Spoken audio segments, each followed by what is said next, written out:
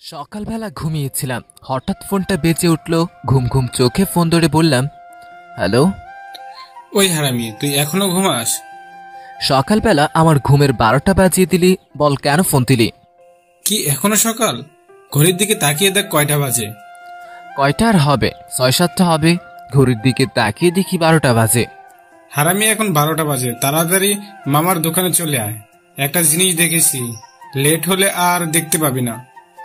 ওকে, তুই 10 মিনিট দাঁড়া, আমি 30 মিনিট আসতেছি বলে ফোন কেটে দিলাম। তারপর বিছানা থেকে উঠে ওয়াশরুমে চলে গেলাম। ফ্রেশ হয়ে একটা জামা গায়ে দিয়ে রুম থেকে বেরিয়ে আসতেই আম্মু বলল, কিরে কোথায় যাস? আম্মু একটু বাইরে যেতেছি। তাহলে নাস্তা করে যা। না আম্মু, এখন নাস্তা করব না, বাইরে করে নিব। ওকে ঠিক আছে, তাহলে সাবধানে যাস। ওকে আম্মু। কপালে একটা চুমু দিয়ে।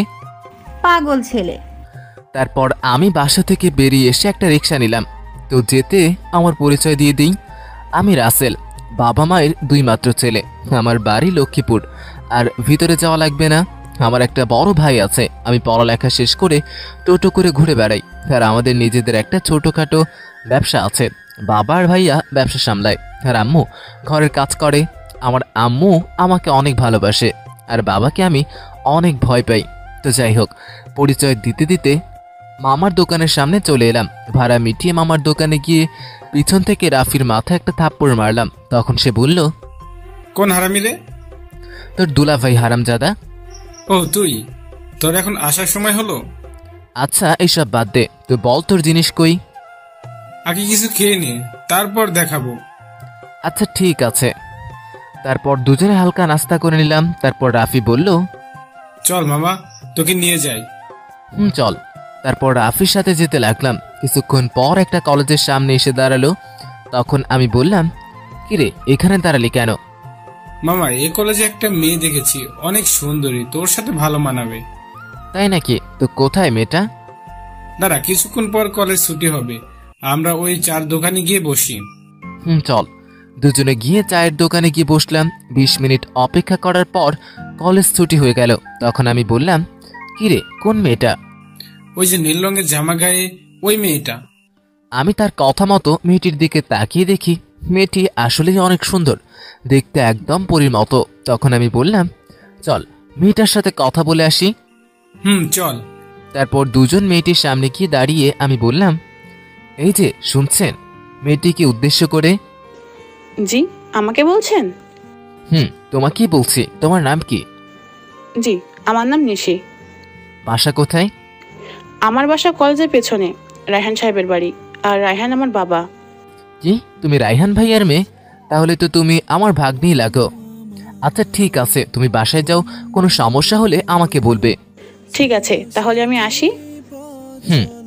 নিশি চলে গেল। আর আমি রাফিরে ধরে কয়টা উত্তর দক্ষিণা দিলাম।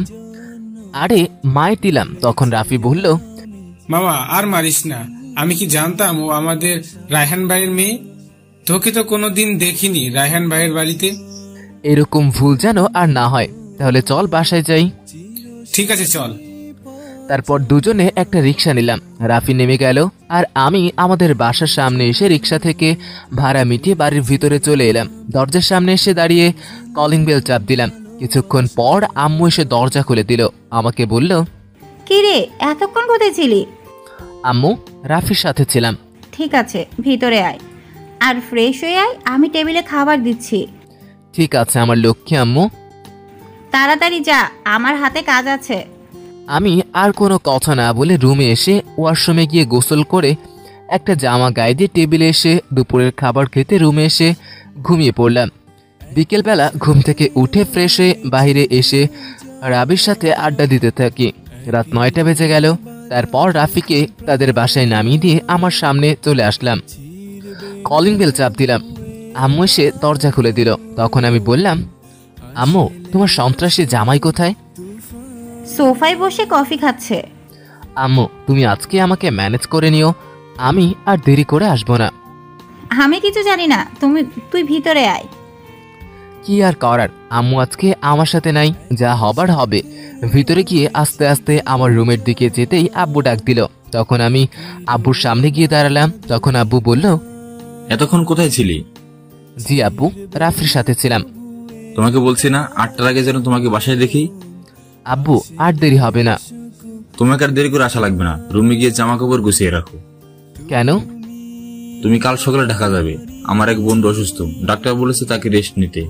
এখন তার অফিস দেখাশোনা করছে তার একমাত্র মেয়ে, কিন্তু তার মেয়ে একা অফিস সামলাতে পারছে না। তাই আমাকে বলল ভালো কোনো ছেলে পেলে তাকে বলতে। তাই আমি ঠিক করলাম তুমি তার মেয়ের সাথে অফিস দেখাশোনা করবে। কিন্তু আব্বু। আমি আর কোনো কথা শুনতে চাই না, আমি যেটা বললাম এটাই ফাইনাল। রুমে গিয়ে সব গুছিয়ে খাবার খেতে আসো। আমি আর কিছু না বলে রুমে চলে এলাম। শালার বাপটা না, না থাক, কিছুই বলবো না। আব্বু যা বলে তাই করে, আম্মু কিছু বলতে পারে না আব্বুর ভয়ে। তো যাই হোক, সব গুছিয়ে রাতের খাবার খেয়ে এসে কিছুক্ষণ মোবাইল টিপে ঘুমিয়ে পড়লাম। সকালে আম্মু এসে ডাকতে লাগলো, রাসেল ওঠ তাড়াতাড়ি। আম্মু তাও তো আরো পরে উঠবো। তুই আজকে ঢাকা যাবি না? আমি কোথাও যাব না, তুমি যাও তো, বলে কম্বল গায়ে দিয়ে শুয়ে পড়লাম। ঠিক আছে তুই ঘুমা, আমি তোর আব্বুকে ডেকে দিচ্ছি। আরে আম্মু, এখানে আবার ওই শয়তানটারে ডাকবে কেন? এই তো আমি উঠে গেলাম। এতক্ষণ আমি ডাকলাম, উঠলি না, বাবার কথা বলতেই উঠে গেলি। আম্মু তুমি তো জানো তোমার ওই বজ্জাত স্বামীরে আমি কত ভয় পাই। এতই যদি ভয় পাস তাহলে ডাকার সাথে উঠলি না কেন? আচ্ছা এইসব বাদ দাও আম্মু, তুমি বাবাকে বলো না আমি তোমাদের ছেড়ে কোথাও যাব না। আমাকে বলে লাভ নাই, তোর বাবা যা বলে তাই করে।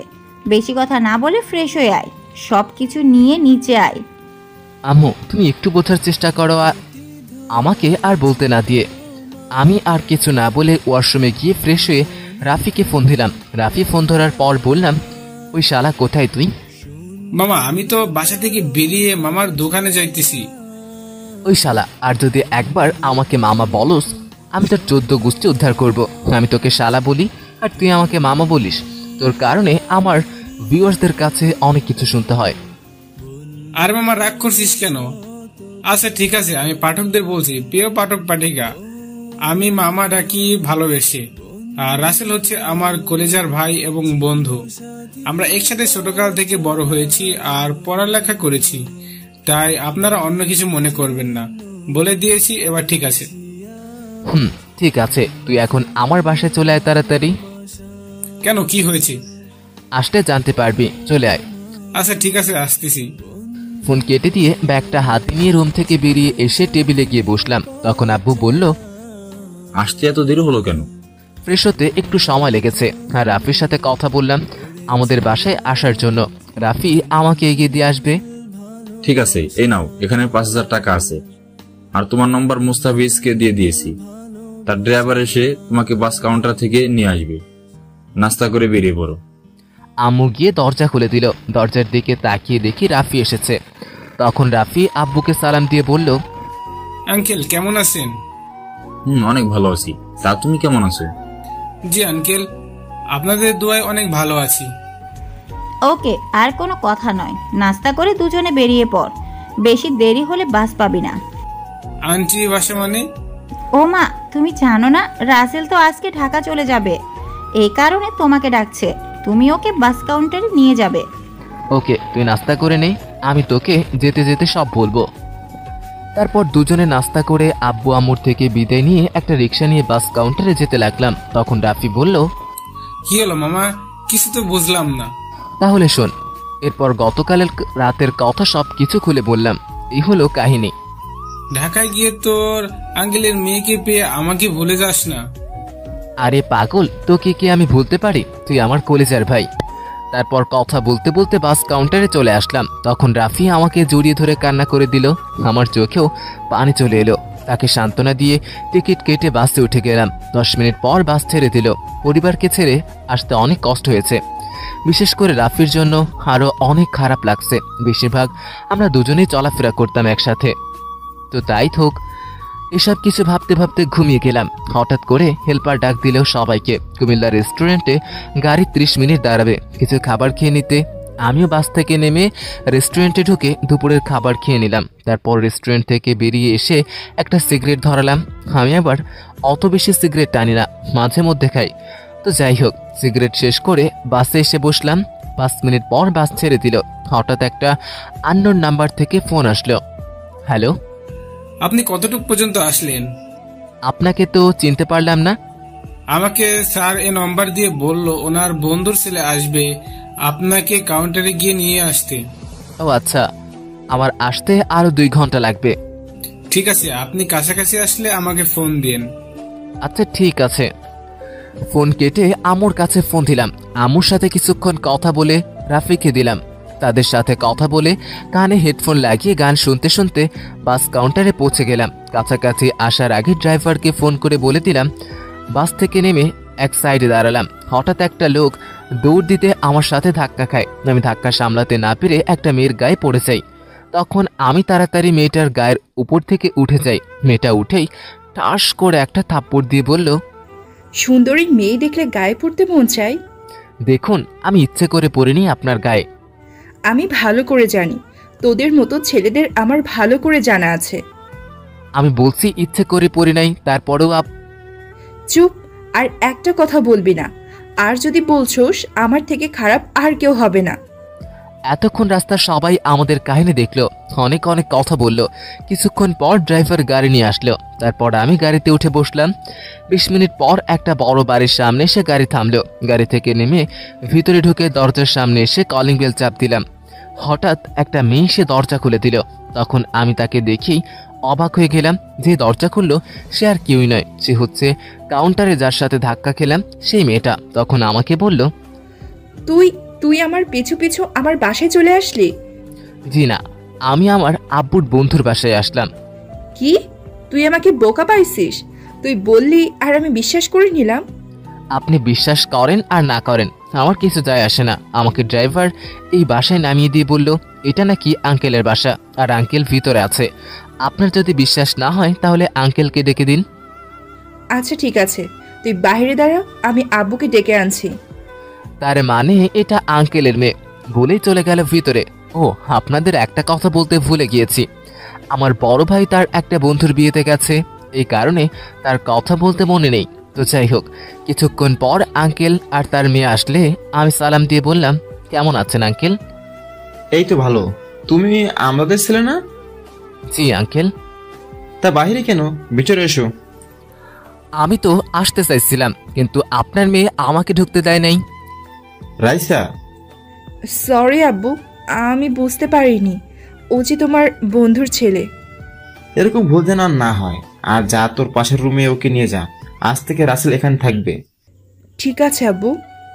রাসেল, রাইসের সাথে যাও, রুমে গিয়ে ফ্রেশ হয়ে এসো, সবাই একসাথে খাবার খাবো। ঠিক আছে আঙ্কেল। তারপর রাইসা আমাকে তার পাশের রুমে নিয়ে গেল। তারপর বলল, এইটা আপনার রুম, এখন আমি যাই।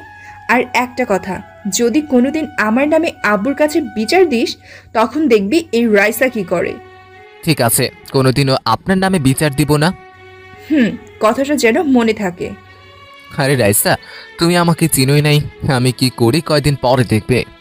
তারপর ব্যাগ খাটে রেখে ওয়াশরুমে চলে গেলাম। ফ্রেশ হয়ে একটা জামা গায়ে দিয়ে বাইরে এসে খাবার টেবিলে গিয়ে বসলাম। তখন আঙ্কেল বলল, তা তোমার আব্বু আম্মু কেমন আছে? জি আঙ্কেল, সবাই অনেক ভালো আছে। ছোটকালে তোমার আব্বু আর আমি একসাথে চলাফেরা করতাম, একসাথে লেখাপড়া করছি। তোমার আব্বু ছিল আমার বেস্ট ফ্রেন্ড। কলেজে ওঠার পর একটা মেয়ের সাথে প্রেম করি। আব্বু আম্মুকে বললাম তাকে আমি বিয়ে করব, কিন্তু আব্বু আম্মু কোনো মতে রাজি না। তারপর দুজন পালিয়ে ঢাকা চলে এলাম। ঢাকায় এসে বিয়ে করে ফেললাম তাকে। তারপর দুজনে সুন্দরভাবে সংসার করতে লাগলাম। আমি একটা ব্যবসা ধরলাম। আস্তে ধীরে আমার ব্যবসা অনেক বড় হয়ে গেল। আঙ্কেল আন্টিকে তো দেখলাম না। তোমার আন্টি রাইসাকে জন্ম দিয়ে আমাদের ছেড়ে চলে গেছে। তারপর রাইসা সুখের কথা চিন্তা করে আর দ্বিতীয় বিয়ে করি নাই। রাইসাকে নিয়ে আমার সব পড়ালেখা শেষ করে এখন আমার অফিস দেখাশোনা করছে। আমার মেয়ের মনটা অনেক ভালো, মাঝে মাঝে জেদ উঠলে কি করে নিজেই জানে না। অনেক কথা হয়েছে, খাবার খেয়ে রেস্ট নাও। তুমি অনেক জার্নি করে আসলে। আর রাইসা ম্যাম কোথায়? তুমি তাকে রাইসা বলে ডাকবে। তুমি খাও, সে কিছুক্ষণ পর চলে আসবে। আমি খাবার খেতে লাগলাম। কিছুক্ষণ পর দেখি রাইসা সিঁড়ি দিয়ে নামতেছে। তাকে দেখতে অনেক সুন্দর লাগছে। এসে আমার সামনের চেয়ারে বসলো। তখন আঙ্কেল বলল, কি তোর এত দেরি হলো কেন আসতে? ফ্রেশ হতে একটু সময় লেগেছে। আমি কোনো কথা না বলে খেতে লাগলাম। রাইসা আমার দিকে রাগি চোখে তাকালো। আমি খাবার খেয়ে আমার রুমে চলে আসলাম। রুমে এসে আম্মুকে ফোন দিলাম। আম্মু, কেমন আছো? এই তো বাবা, ভালো আছি। তুমি কেমন আছো? আম্মু, আমি ভালো আছি। আর আব্বু কেমন আছে? ভাইয়া বাসায় আসছে? তোর আব্বু আম্মু ভালো আছে। আর তোর ভাইয়া ফোন দিয়ে বলল কালকে আসবে। তোর কথা জিজ্ঞেস করছিল, তারপর আমি সব বললাম। তা তুই এখন কি করস? খাবার খেয়ে রুমে এসে তোমাকে ফোন দিলাম। তারপর আরও কিছুক্ষণ কথা বলে রেখে দিলাম। রাফিকেও ফোন দিয়ে কিছুক্ষণ কথা বললাম। তারপর ঘুমিয়ে গেলাম। বিকেলে রাইসার ডাকে ঘুম ভেঙে গেল। তখন আমি বললাম, কি হলো, ডাকলেন কেন? আব্বু তোকে নিচে যেতে বলছে। ঠিক আছে, আপনি যান, আমি ফ্রেশ হয়ে আসছি। তাড়াতাড়ি আয়। আমি শোয়া থেকে উঠে ফ্রেশ হয়ে বাইরে এসে দেখি আঙ্কেল সোফায় বসে কফি খাচ্ছে। আমাকে দেখে বলল, আরে রাফেল যে, ঘুম কেমন হলো? আসো এখানে বসো। জি আঙ্কেল, অনেক ভালো। রহিমা, এখানে একটা কফি দিয়ে যাও। আর তোমাকে যে জন্য ডাকছিলাম। জি আঙ্কেল, বলেন। এর মধ্যে কাজের মেয়ে কফি দিয়ে গেল। কাল সকালে তুমি রাইসার সাথে অফিসে যাবে। আমি রাইসাকে সব বলে দিয়েছি, সে তোমাকে সব বুঝিয়ে দেবে। দুজনে একসাথে অফিসে যাবে, নিজের অফিস মনে করে কাজ করবে। জি আঙ্কেল, আমার জন্য দোয়া করবেন, আমি যেন আমার সবটুকু দিয়ে কাজ করতে পারি। আমার দোয়া সবসময় তোমার সাথে থাকবে। আমি জানি তুমি অনেক মেধাবী ছেলে, তোমার কথাবার্তা অনেক ভালো। আমি জানি তুমি তাড়াতাড়ি সবকিছু বুঝে যাবে। তো যাই হোক, খাবার খেয়ে ঘুমিয়ে পড়ো, সকালে তাড়াতাড়ি উঠতে হবে। জি আঙ্কেল। তারপর দুজনে গিয়ে খাবার টেবিলে চেয়ার টেনে বসলাম। কিছুক্ষণ পর রাইসা চলে এলো। তখন আঙ্কেল বলল, রাইসা মামুনি সকালে তোমার সাথে করে রাসেলকে অফিসে নিয়ে যাবে আর আপনাকে সব কাজ বুঝিয়ে দেবে। ঠিক আছে আব্বু। ঠিক আছে, খাবার খেয়ে ঘুমিয়ে পড়ো, সকালে ঘুম থেকে উঠে তাড়াতাড়ি যেতে হবে। তারপর সবাই খাবার খেয়ে যে যার রুমে চলে গেল। আমি আমার রুমে এসে কিছুক্ষণ মোবাইল টিপে ঘুমিয়ে গেলাম। সকালে হঠাৎ করে কে যেন আমার চোখে পানি দিল। চোখ খুলে দেখি রাইসা দাঁড়িয়ে আছে। তখন আমি বললাম, চোখে পানি দিলেন কেন? তোকে সে কখন থেকে ডাকতেছি, তোর ওঠার নাম নাই, তাই বাধ্য হয়ে তোর চোখে পানি দিলাম। তাই বলে চোখে পানি দিবেন? পানি দিয়েছি, বেশ করেছি। তাড়াতাড়ি ফ্রেশ হয়ে নাস্তার টেবিলে আয়, অফিসের সময় হয়ে গেছে। ঠিক আছে, আপনি যান, আমি আসতেছি। তাড়াতাড়ি আয়। আমি শোয়া থেকে উঠে ফ্রেশ হয়ে জামা প্যান্ট পরে রুম থেকে বেরিয়ে এসে নাস্তার টেবিলে গিয়ে একটা চেয়ার টেনে বসলাম। কিছুক্ষণ পর সিঁড়ির দিকে তাকিয়ে আমার চোখ আটকে গেল, কারণ আজকে রাইসা শাড়ি পরেছে। নীল রঙের একটা শাড়ি পরেছে, দেখতে একদম পরীর মতো লাগছে। তাকে দেখে আমি আবারও প্রেমে পড়ে গেলাম। আমার সামনে এসে দাঁড়িয়ে পড়ল, ওই, এভাবে তাকিয়ে আছিস কেন? আপনাকে আজ অনেক সুন্দর লাগছে। বেশি কথা না বলে তাড়াতাড়ি নাস্তা কর, এমনি আজকে অনেক লেট হয়ে গেছে। আমি আর কিছু না বলে নাস্তা করে বাসার বাইরে এসে দাঁড়ালাম। কিছুক্ষণ পর রাইসা বেরিয়ে এসে গাড়িতে গিয়ে পিছনের সিটে বসলো। আমি ড্রাইভারের সাথে সামনে বসলাম। তারপর গাড়ি চলতে লাগলো অফিসের দিকে। গাড়ি চলতে লাগলো। 30 মিনিট পর গাড়ি এসে অফিসের সামনে থামলো। গাড়িতে একটা কথাও হয়নি। তারপর দুজনে অফিসের ভিতরে ঢুকলাম। ঢোকার সাথে সাথে সবাই দাঁড়িয়ে সালাম দিল। দুজনেই রাইসার কেবিনে ঢুকলাম। আমাকে চেয়ারে বসতে বলল। আমি একটা চেয়ার টেনে বসলাম। রাইসা কাকে জানি ফোন দিয়ে কেবিনে আসতে বলল। কিছুক্ষণ পর একটা লোক অনুমতি নিয়ে ভিতরে ঢুকলো। তখন লোকটি বলল, ম্যাম আমাকে ডেকেছেন? আঙ্কেল, আপনাকে কতবার বলবো আমাকে ম্যাম বলে ডাকবেন না, চেয়ারে বসুন। এটা কিভাবে হয় ম্যাম? আমি একজন কর্মচারী হয়ে আপনার নাম ধরে ডাকবো? আপনি আমার বাবার মতো, বাবা হয়ে মেয়েকে ম্যাম বলবেন? আমি আর যেন তোমার মুখে ম্যাম ডাক না শুনি, আমাকে আমার নাম ধরে ডাকবে। আচ্ছা ঠিক আছে মা, আর বলবো না। তো বলো, আমাকে কেন ডেকেছো? ওর নাম রাসেল, আজ থেকে ও আমাদের অফিসে কাজ করবে। তোমাকে আমি গতকাল রাতে ওর কথা বলেছিলাম, তুমি ওকে ওর কেবিন দেখিয়ে দাও আর ওর কাজগুলো বুঝিয়ে দাও। ওকে মা, আমি তাকে সব বুঝিয়ে দিচ্ছি। আপনি আমার সাথে আসুন। জি চলুন। আপনি আঙ্কেলের সাথে যান, আপনাকে সব বুঝিয়ে দিবে। আর কোনো সমস্যা হলে আমার কাছে আসবেন। তারপর আমি আর লোকটি রাইসার কেবিন থেকে বেরিয়ে আসলাম। তারপর আমি লোকটিকে বললাম, আচ্ছা, আমি তো আপনাকে চিনতে পারলাম না, জি, আমি এই অফিসের ম্যানেজার। আমার নাম ইকবাল হোসেন। আমি এই অফিসে আজ 10 বছর কাজ করি। আর আপনাকে তো চিনতে পারলাম না। প্রথমে আগে আমাকে নাম ধরে ডাকবেন। আর আমি এই অফিসের বসের বন্ধুর ছেলে, বাড়ি লক্ষ্মীপুর। আমি কালকে আসলাম, আঙ্কেলের বাসায় থাকবো। আমার বাবা আর ভাই আমাদের একটা ব্যবসা আছে, ওইটাই সামলায়। আর আমও ঘরে কাজে ব্যস্ত থাকে। তোমাদের ব্যবসা থাকতে তুমি অফিসে কেন এলে? আঙ্কেল নাকি অসুস্থ, তার মেয়ে একা অফিস সামলাতে কষ্ট হয়, এই কারণে আব্বু আমাকে এখানে পাঠায় আঙ্কেলের মেয়ের সাথে যেন অফিসটা দেখাশোনা করি। কথা বলতে বলতে একটা কেবিনের সামনে এসে দাঁড়ায়। তখন ম্যানেজার বলল, এটা তোমার কেবিন, আর এখানে কিছু ফাইল রাখা আছে, এগুলোর কাজ করো। সমস্যা হলে রাইসা মামুন কাছে গিয়ে ঠিক করে নিও। ঠিক আছে আঙ্কেল। ম্যানেজার চলে গেল। আমি বসে বসে ফাইলগুলোর কাজ করতে লাগলাম। আমি বুঝি না এমন কেন কথা না, আমি আমাদের অফিসে মাঝে মাঝে গিয়ে কাজ করতাম। তো যাই হোক, আমি কাজ করতে লাগলাম। হঠাৎ পাশে একটা লোক বলল, হাই, আমি আরিফ। আমি রাসেল। তুমি কি নতুন? তোমার বাড়ি কোথায়? জি, আমি নতুন, আর আমার বাড়ি লক্ষ্মীপুর। আপনার বাড়ি কোথায়? আমার বাড়ি দিনাজপুর। আমাকে আপনি না তুমি করে বলবা। ঠিক আছে, তুমি করে বলবো। তুমিও আমাকে তুমি করেই বলবা। আচ্ছা ঠিক আছে, বলবো। তারপর আরো কিছুক্ষণ কথা বলার পর কাজ করতে লাগলাম। কাজ করতে করতে হঠাৎ একটা ফাইলে আটকে গেলাম। একবার মনে করছি আরিফের কাছে বলবো, তারপর আবারও মনে করলাম কি জানি কিভাবে। তাই আর কিছু না ভেবে ফাইলটা নিয়ে রাইসার কেবিনের সামনে গিয়ে দাঁড়ালাম। দরজায় দাঁড়িয়ে বললাম, আসতে পারি ম্যাম? আরে রাসেল, তুমি আসো। জি ম্যাম। আরে তুমি আমাকে ম্যাম বলো কেন? আমাকে তুমি নাম ধরে ডাকবে। চেয়ারে বসো। কি ব্যাপার, হঠাৎ এভাবে কথা বলো কেন? না ম্যাম, এটা কি করে হয়? আমি একজন কর্মচারী হয়ে নাম ধরে ডাকতে পারবো না। ওই, তুমি কি আমাদের বাইরের কেউ? তুমি হলে আমার বাবার বন্ধুর ছেলে। যদি অফিসের কেউ জানে তুমি আমার বাবার বন্ধুর ছেলে হও, আমাকে ম্যাম ডাকছো, তখন আমাদের কাছে কেমন লাগবে? তুমি এখন থেকে আমাকে নাম ধরে ডাকবে, ব্যাস। ঠিক আছে ম্যাম। না, রাইসা। এই তো গুড। আর একটা কথা, গতকালকের জন্য আমি সরি। আমার এক বান্ধবীর সাথে ঝগড়া করে আসছিলাম, মাথা পুরোই গরম ছিল, তাই রেগে তোমাকে থাপ্পড় মারলাম। প্লিজ তুমি আমাকে মাফ করে দিও। আরে, আমি কিছু মনে করি নাই। হ্যাঁ, তোমার উপর রাখছিল, কিন্তু এখন আমি তোমাকে মাফ করে দিয়েছি। আচ্ছা ঠিক আছে, লাঞ্চের টাইম হয়ে গেছে, চলো দুজনে ক্যান্টিনে গিয়ে খাবার খেয়ে আসি। ঠিক আছে, চলো। তারপর দুজনে ক্যান্টিনে চলে গেলাম। একটা টেবিলে গিয়ে দুজনে বসলাম। তারপর রাইসা অর্ডার দিল। কিছুক্ষণ পর খাবার দিয়ে গেল। দুজনে খেতে লাগলাম। হঠাৎ রাইসা বলল, আচ্ছা রাসেল, তুমি কি কখনো প্রেম করেছো? আমার দ্বারা এসব প্রেম ভালোবাসা হবে না। কেন হবে না? আমি দেখতে অতটা ভালো না, দেখতে কালো। এমন ছেলের সাথে কে প্রেম করবে? কে বলেছে তুমি দেখতে ভালো না? তুমি দেখতে অনেক সুন্দর, যে কোনো মেয়েই তোমাকে দেখলে পাগল হয়ে যাবে।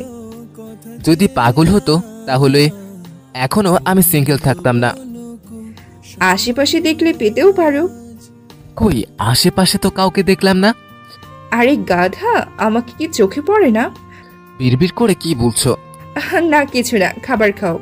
খাবার খেয়ে আমি বিল দিতে গেলে রাইসা জোর করে দিয়ে দেয়। দুজনে অফিসে এসে আমি আমার কেবিনে চলে আসলাম। কাজ করতে লাগলাম। তখন আরিফ বলল, কি ব্যাপার রাসেল, তোমার সাথে ম্যাম এত হেসে কথা বলে কেন? কিছু চলছে নাকি? আরে ভাই, প্রথম দিন তো, তাই কাজগুলো বুঝিয়ে দেয়। আর গতকাল তার বান্ধবীর সাথে ঝগড়া হয়েছে, তাই কি হয়েছে আমাকে বলেছে।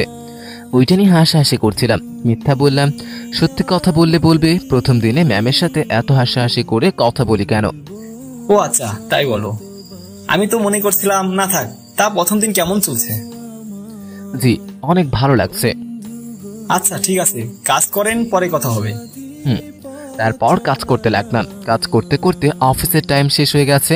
সবাই বের হয়ে গেছে। কিছুক্ষণ পর রাইসা বের হলো কেবিন থেকে। আমাকে দেখে বলল, কি ব্যাপার, তুমি এখনো বসে আছো যে? তোমার জন্য অপেক্ষা করছিলাম। ও আচ্ছা, তাহলে চলো। তারপর দুজনে অফিস থেকে বাইরে এসে গাড়িতে উঠলাম। তখন রাইসা বলল, প্রথম দিন কেমন লেগেছে অফিসের কাজ? অনেক ভালো লেগেছে। আরো কিছু কথা বলতে বলতে বাসায় চলে আসলাম। কলিং বেল চাপ দিলাম। কাজের মেয়ে রহিমা এসে দরজা খুলে দিল। তারপর দুজনে ভেতরে গেলাম। আঙ্কেল আমাকে দেখে বলল, প্রথম দিন কেমন লেগেছে? আমি বললাম ভালো। কিছুক্ষণ কথা বলে রুমে এসে ওয়াশরুমে ঢুকে ফ্রেশ হয়ে রাতের খাবার খেয়ে এসে শুয়ে মোবাইলে কিছুক্ষণ ফেসবুক চালিয়ে ঘুমিয়ে গেলাম। সকালে ঘুম থেকে উঠে ফ্রেশ হয়ে নাস্তা করে দুজনে গাড়িতে উঠে অফিসে চলে আসলাম। আমার কেবিনে এসে কাজ করতে লাগলাম। হঠাৎ পিয়ন এসে বলল রাইসা নাকি আমাকে ডেকেছে। তাই আমি উঠে রাইসার কেবিনে যেতেই ঠাস একটা মেয়ের সাথে ধাক্কা খেয়ে পড়ে গেলাম। আমি তাড়াতাড়ি উঠে মেয়েটিকে বললাম, সরি, আমি দেখতে পাইনি। ইটস ওকে, সমস্যা নাই। আপনার কোথাও লাগেনি তো? জি না, আমার কোথাও লাগেনি। আপনাকে তো ঠিক চিনতে পারলাম না। জি, আমি সাফা, আজকে জয়েন করছি। আর আপনি? জি, আমি রাসেল, আমি গতকাল থেকে জয়েন করেছি। আচ্ছা, পরে কথা হবে। ম্যাম আমাকে রাখছে, দেরি হলে আবার সমস্যা হবে। আচ্ছা ঠিক আছে, যান। আমি আর কোনো কথা না বলে রাইসার কেবিনের সামনে এসে দাঁড়িয়ে বললাম, আমি কি ভিতরে আসতে পারি? আসুন। আমি ভিতরে গিয়ে রাইসার দিকে তাকিয়ে দেখি চোখ মুখ লাল করে বসে আছে। তখন আমি বললাম, আমায় ডেকেছিলে? তোকে আমি কোন সময় আসতে বললাম? আমি তো আসতেছিলাম, কিন্তু হঠাৎ তারপর সবকিছু খুলে বললাম। ও আচ্ছা, আর শোন, মেয়েদের সাথে বেশি কথা বলবি না। কেন? আমি বলছি বলবি না, ব্যাস। আচ্ছা ঠিক আছে, বলবো না। তা কেন ডেকেছিলে? আজকে লাঞ্চের টাইমে বাসায় চলে যাব দুজনে। কেন? আমার এক বান্ধবীর কাল বিয়ে, তাই দুজনে বাসায় গিয়ে ফ্রেশ হয়ে লাঞ্চ করে মার্কেটে যাব। গিফট আর কিছু কেনাকাটা করে বাসায় এসে সন্ধ্যায় দুজনে তাদের বাসায় যাব। তা বুঝলাম, কিন্তু অফিসকে সামলাবে? ম্যানেজার আঙ্কেলকে বলেছি, উনি সব দেখে রাখবে। আচ্ছা ঠিক আছে, আমার হাতে কিছু কাজ আছে, ওগুলো শেষ করতে হবে। আমি এখন যাই। আচ্ছা ঠিক আছে, যাও। আমি আর কোনো কথা না বলে রাইসার কেবিন থেকে বেরিয়ে এসে আমার কেবিনে এসে কাজ করতে লাগলাম। কাজ করতে করতে দুপুর হয়ে গেল। কিছুক্ষণ পর রাইসা বেরিয়ে আসলো। তারপর দুজনে বাইরে এসে গাড়িতে উঠলাম। 20 মিনিট পর বাসায় চলে আসলাম। তারপর রুমে এসে ফ্রেশ হয়ে দুপুরের খাবার খেয়ে রুমে এসে রেডি হয়ে দুজনে মার্কেট চলে গেলাম। প্রথমে একটা গিফট নিল, তারপর রাইসার জন্য কিছু জামা নিল। কিছুক্ষণ পর দেখি রাইসা ছেলেদের দোকানে গেল। তখন আমি বললাম, কি ব্যাপার, ছেলেদের দোকানে আসলে কেন? একজনের জন্য একটা শার্ট আর প্যান্ট নিব, দেখি তোমার মাপে হয় কিনা। আমার মাপে কেন? ও দেখতে তোমার মতো। রাইসার মুখেও কথা শুনে আমার অনেক খারাপ লাগলো। ও ঠিক আছে, নাও। তারপর একটা শার্ট আর একটা প্যান্ট নিল আমার মাপে। মার্কেট থেকে বেরিয়ে এসে একটা রেস্টুরেন্টে ঢুকে কিছু খেয়ে বাসায় চলে আসলাম। হঠাৎ রাইসা আমার হাতে ব্যাগটা দিয়ে যেটা বলল, আমি তো অবাক হয়ে গেলাম। বাসায় এসে রাইসা হাতের ব্যাগটা দিয়ে আমাকে বলল, এইটা নাও, এইটা তোমার জন্য। ভিতরে একটা হলুদ পাঞ্জাবি আছে, ওটা পরে সন্ধ্যায় আমার সাথে যাবে। তুমি না বললে অন্য কারোর জন্য কিনছো, এখন আমাকে দিলে কেন? এগুলো আমি তোমার জন্য কিনেছি। তোমার জন্য বললে তুমি কিনতে দিতে না, তাই তোমার কথা বলিনি। আমি এগুলা নিতে পারবো না। কেন? আমি কারো দেওয়া জিনিস নেই না। আমি বলছি নিতে, আমি আর কোনো কথা শুনতে চাই না। যাও ফ্রেশ হয়ে রেডি হয়ে নাও। আমি রেডি হতে গেলাম। কিন্তু আর কিছু বলতে পারলাম না, তার আগেই আমার দিকে চোখ রাঙিয়ে তাকালো। আমি আর কোনো কথা না বলে রুমে এসে ওয়াশরুমে ঢুকে ফ্রেশে পাঞ্জাবি পরে রেডি হয়ে রুম থেকে বেরিয়ে আসলাম। কিছুক্ষণ পর সিঁড়ির দিকে তাকিয়ে আমি অবাক হয়ে গেলাম, কারণ রাইসা একটা হলুদ শাড়ি পরেছে। আমার সাথে ম্যাচ করে তাকে দেখতে একদম পরীর মতো লাগছে। আমি এক ধ্যানে তাকিয়ে রইলাম রাইসার দিকে। কখন যে আমার সামনে চলে আসছে আমি বলতে পারবো না। তখন আমাকে ধাক্কা দিয়ে বলল, এভাবে তাকিয়ে আছো কেন? একটা পরী দেখি। কোথায়? আমি তো কোনো পরি দেখি না। তুমি কি পরীর থেকে কম নাকি? ও তাই? তোমাকে অনেক সুন্দর লাগছে। আমাকে মোটেও সুন্দর লাগছে না। একবার নিজেকে আয়নায় দেখো, তোমাকে আজকে অনেক সুন্দর লাগছে। যে কোনো মেয়ে দেখলেই পাগল হয়ে যাবে। কোনো মেয়ের দরকার নেই, তুমি পড়লেই চলবে। এই তুমি বিড়বিড় করে কি বলো? না কিছু না। আচ্ছা চলো, অনেক দেরি হয়ে গেছে। ঠিক আছে চলো। তারপর দুজনে বাইরে এসে গাড়ির সামনে দাঁড়ালাম। ড্রাইভারকে দেখতেছি না। আমি বললাম, কি ব্যাপার, ড্রাইভার আঙ্কেল কোথায়? ড্রাইভার আঙ্কেলকে বাসায় পাঠিয়ে দিয়েছি। কেন? তাহলে গাড়ি চালাবে কে? কেন? আমি চালাবো। আমি কি গাড়ি চালাতে পারি না? ও আচ্ছা, তাহলে চলো। তারপর আমি পিছনে বসতে গেলে রাইসা আমাকে বলে সামনে বসতে, তাই আর কোনো কথা না বলে গাড়ির সামনে উঠে বসলাম। রাইসা গাড়ি চালাতে লাগলো। কথা বলতে বলতে আমরা একটা বাসার সামনে চলে আসলাম। বাড়িটা অনেক সুন্দর করে সাজিয়েছে। রাইসা গাড়ি একটা জায়গায় পার্ক করে, তারপর দুজনে গাড়ি থেকে নেমে বাসার ভিতরে ঢুকলাম। হঠাৎ কিছু মেয়ে এসে রাইসাকে জড়িয়ে ধরে বলল, কি রে, তোর আসতে এত লেট হলে কেন? তুই জানিস তোর জন্য আমরা অনেকক্ষণ অপেক্ষা করে আছি। আচ্ছা, পরে কথা হবে, আগে ভেতরে চল। কি রে রাইসা, এই ছেলেটা কে? ও হচ্ছে রাসেল, আমার বাবার বন্ধুর ছেলে। আমার সাথে অফিসে কাজ করে। আমি একা সামলাতে পারি না, তাই আব্বু ওকে আনছে। দেখতে কিন্তু অনেক হ্যান্ডসাম, তোর সাথে ভালো মানাবে। কি রে, আমাদের সাথে পরিচয় করিয়ে দিবি না? তোরা পরিচয় হয়নি, আমাকে বলিস কেন? তোর কিছু করতে হবে না।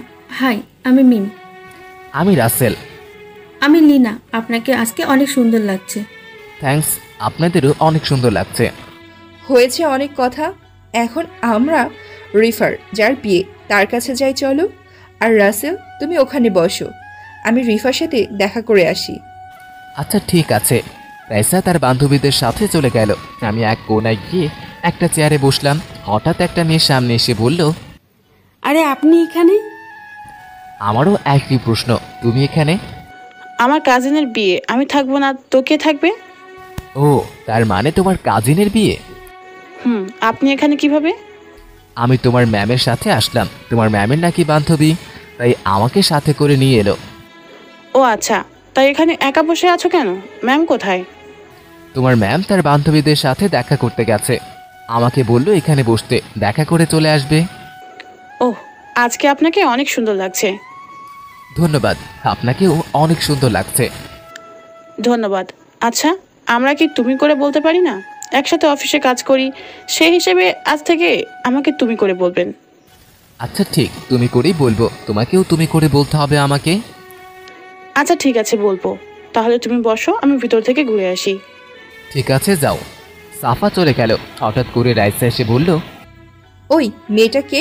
কিসের এত কথা বলে? আরে সকালে তোমাকে যে মেয়ের কথা বললাম, এটা সেই মেয়েটা। তার নাকি কাজিনের বিয়ে। হঠাৎ আমাকে দেখে আমার কাছে এসে বলল, আমি এখানে কেন? তারপর তাকে সব কিছু বললাম। ওই মেয়েটাকে আমার সুবিধার মনে হয় না। তার থেকে বেশি কথা বলবে না, ওর থেকে দূরে দূরে থাকবে। কেন? আমি বলছি তাই। আর একটা কথা বললেই নাক ফাটিয়ে দিব, কথাটা যেন মনে থাকে। ঠিক আছে, বলবো না। চলো আমার সাথে, তোমাকে পরিচয় করে আমি রিপার সাথে। ঠিক আছে চলো। তারপর রাইসা আমাকে ভিতরে নিয়ে একটা রুমে ঢুকলো। ভিতরে গিয়ে দেখি সব মেয়ে, সব কয়টা ময়দা সুন্দরী। রাইসা আমাকে রিপার সাথে পরিচয় করিয়ে দিল। কিছুক্ষণ কথা বলে বাইরে চলে এলাম। রাইসা তার বান্ধবীদের সাথে রয়েছে। আমি বাইরে এসে একটা চেয়ারে বসলাম। কিছুক্ষণ পর মেয়েকে স্টেজে ওঠালো। তারপর এক এক করে সবাই মেয়েকে মেহেদি লাগালো। হঠাৎ রাইসা আমার সামনে এসে বলল, রাসেল চলো, আমরা দুজনে মেহেদি লাগিয়ে আসি। আমি না উঠলে হয় না? তোমার জন্য আমি আমার বান্ধবীর সাথে উঠি নাই, তাড়াতাড়ি আমার সাথে চলো। তারপর দুজনে স্টেজে উঠে প্রথমে আমি মেহেদি লাগালাম, তারপর এক পিস কেক খাইয়ে দিলাম। পাশে অনেকে আমাদের দিকে তাকিয়ে আছে। অনেকে বলছে আমাদের দুজনকে মানিয়েছে অনেক। আরও অনেকজনে অনেক কথাই বলছে। আমি সামনে তাকিয়ে দেখি সাহা আমার দিকে এক ধ্যানে তাকিয়ে আছে। আমি তার থেকে চোখ সরিয়ে নিলাম। তারপর নাচ গান শুরু হলো। সব কিছু শেষ করে সবার থেকে বিদায় নিয়ে বাইরে এসে গাড়িতে উঠলাম। তখন রাইসা বলল, তোমার থেকে কেমন লাগছে অনুষ্ঠান? অনেক ভালো লেগেছে। কথা বলতে বলতে বাসায় চলে আসলাম। কলিং বেল চাপ দিলাম, কেউ দরজা খুলল না। রাইসা গাড়ি পার্কিং করে এসে দেখে আমি কলিং বেল চাপ দিতে লাগলাম। তখন সে আমাকে বলল, আরে কি করছো? আমাদের জন্য কি সবাই এখনো জেগে আছে? রাত বাজে 2টা। তাহলে ঢুকবো কেমন করে? আমার কাছে একটা এক্সট্রা চাবি আছে। ও আচ্ছা, তাই বলো। তারপর দুজনে দরজা খুলে ভিতরে ঢুকে আমি আমার রুমে আর রাইসা তার রুমে গেল। আমি রুমে এসে ওয়াশরুমে ঢুকে ফ্রেশ হয়ে খাটে শুয়ে পড়লাম। সকালবেলা হঠাৎ আমার পুরো শরীর ভিজে আছে। সামনে তাকিয়ে দেখি রাইসা বালতি নিয়ে দাঁড়িয়ে আছে। আমি বললাম, আমাকে ভিজেলে কেন? তোকে সকাল থেকে ডাকতে ডাকতে তোর ওঠার নাম নেই কোনো, তাই বাধ্য হয়ে তোর গায়ে পানি দিলাম। এত সকাল সকাল আমার ঘুম ভাঙলে কেন? কি এখনো সকাল দুপুর 12টা বাজে? বিয়েতে যাবি না? তোর জন্য আজকে অনেক লেট হয়ে গেল। তাড়াতাড়ি ফ্রেশ হয়ে রেডি হয়ে নিচে আয়। তুমি যাও, আমি আসছি। তাড়াতাড়ি আয়। আমি আর কোনো কথা না বলে ওয়াশরুমে ঢুকে গোসল করে এসে রাইসা যে শার্ট প্যান্ট দিচ্ছে, আমি রাইসার দেওয়া শার্ট আর প্যান্ট পরে রুম থেকে বেরিয়ে আসতেই ঠাস। কি হলো বুঝলেন না তো? বুঝিয়ে বলছি। রুম থেকে বেরিয়ে আসতেই রাইসা আমার সাথে ধাক্কা খেয়ে পড়ে যেতে লাগলো। আমি তাকে ধরে ফেলি। রাইসা চোখ বন্ধ করে ফেলেছে। তখন আমি তাকে দাঁড় করিয়ে ছেড়ে দিলাম। আমি বললাম, তুমি আমার রুমের সামনে কি করো? তোমার দেরি দেখে তোমাকে ডাকতে আসলাম, কিন্তু আমি দরজার সামনে এসে রুমে ঢুকতেই তুমি রুম থেকে বেরিয়ে আসলে। তারপর কি হলো আপনারা তো জানেন। ও আচ্ছা, ঠিক আছে, তাহলে চলো। চলো। আমি জানি তোমার মন কেন খারাপ হলো, কারণ আজকে রাইসা শাড়ি পরেছে, নীল রঙের শাড়ি, নীল চুড়ি, সব কিছু ম্যাচ করে পরেছে। আমি বুঝি না রাইসা তার রঙের সাথে আমার জামা কাপড় কিনে কেন। তাহলে কি রাইসা? না না, এ আমি কি ভাবছি, এটা হতে পারে না, হয়তো মনে করে দিয়েছে। তারপর বাসার বাইরে এসে গাড়ির সামনে দাঁড়িয়ে বললাম, আজকে আমি গাড়ি চালাবো। তুমি গাড়ি চালাতে পারো? অনেক আগে থেকেই। তুমি গাড়িতে উঠো। আমি উঠেও গাড়িতে উঠে গাড়ি চালাতে লাগলাম। তখন আমি বললাম, রাইসা, আজকে তোমাকে অনেক সুন্দর লাগছে।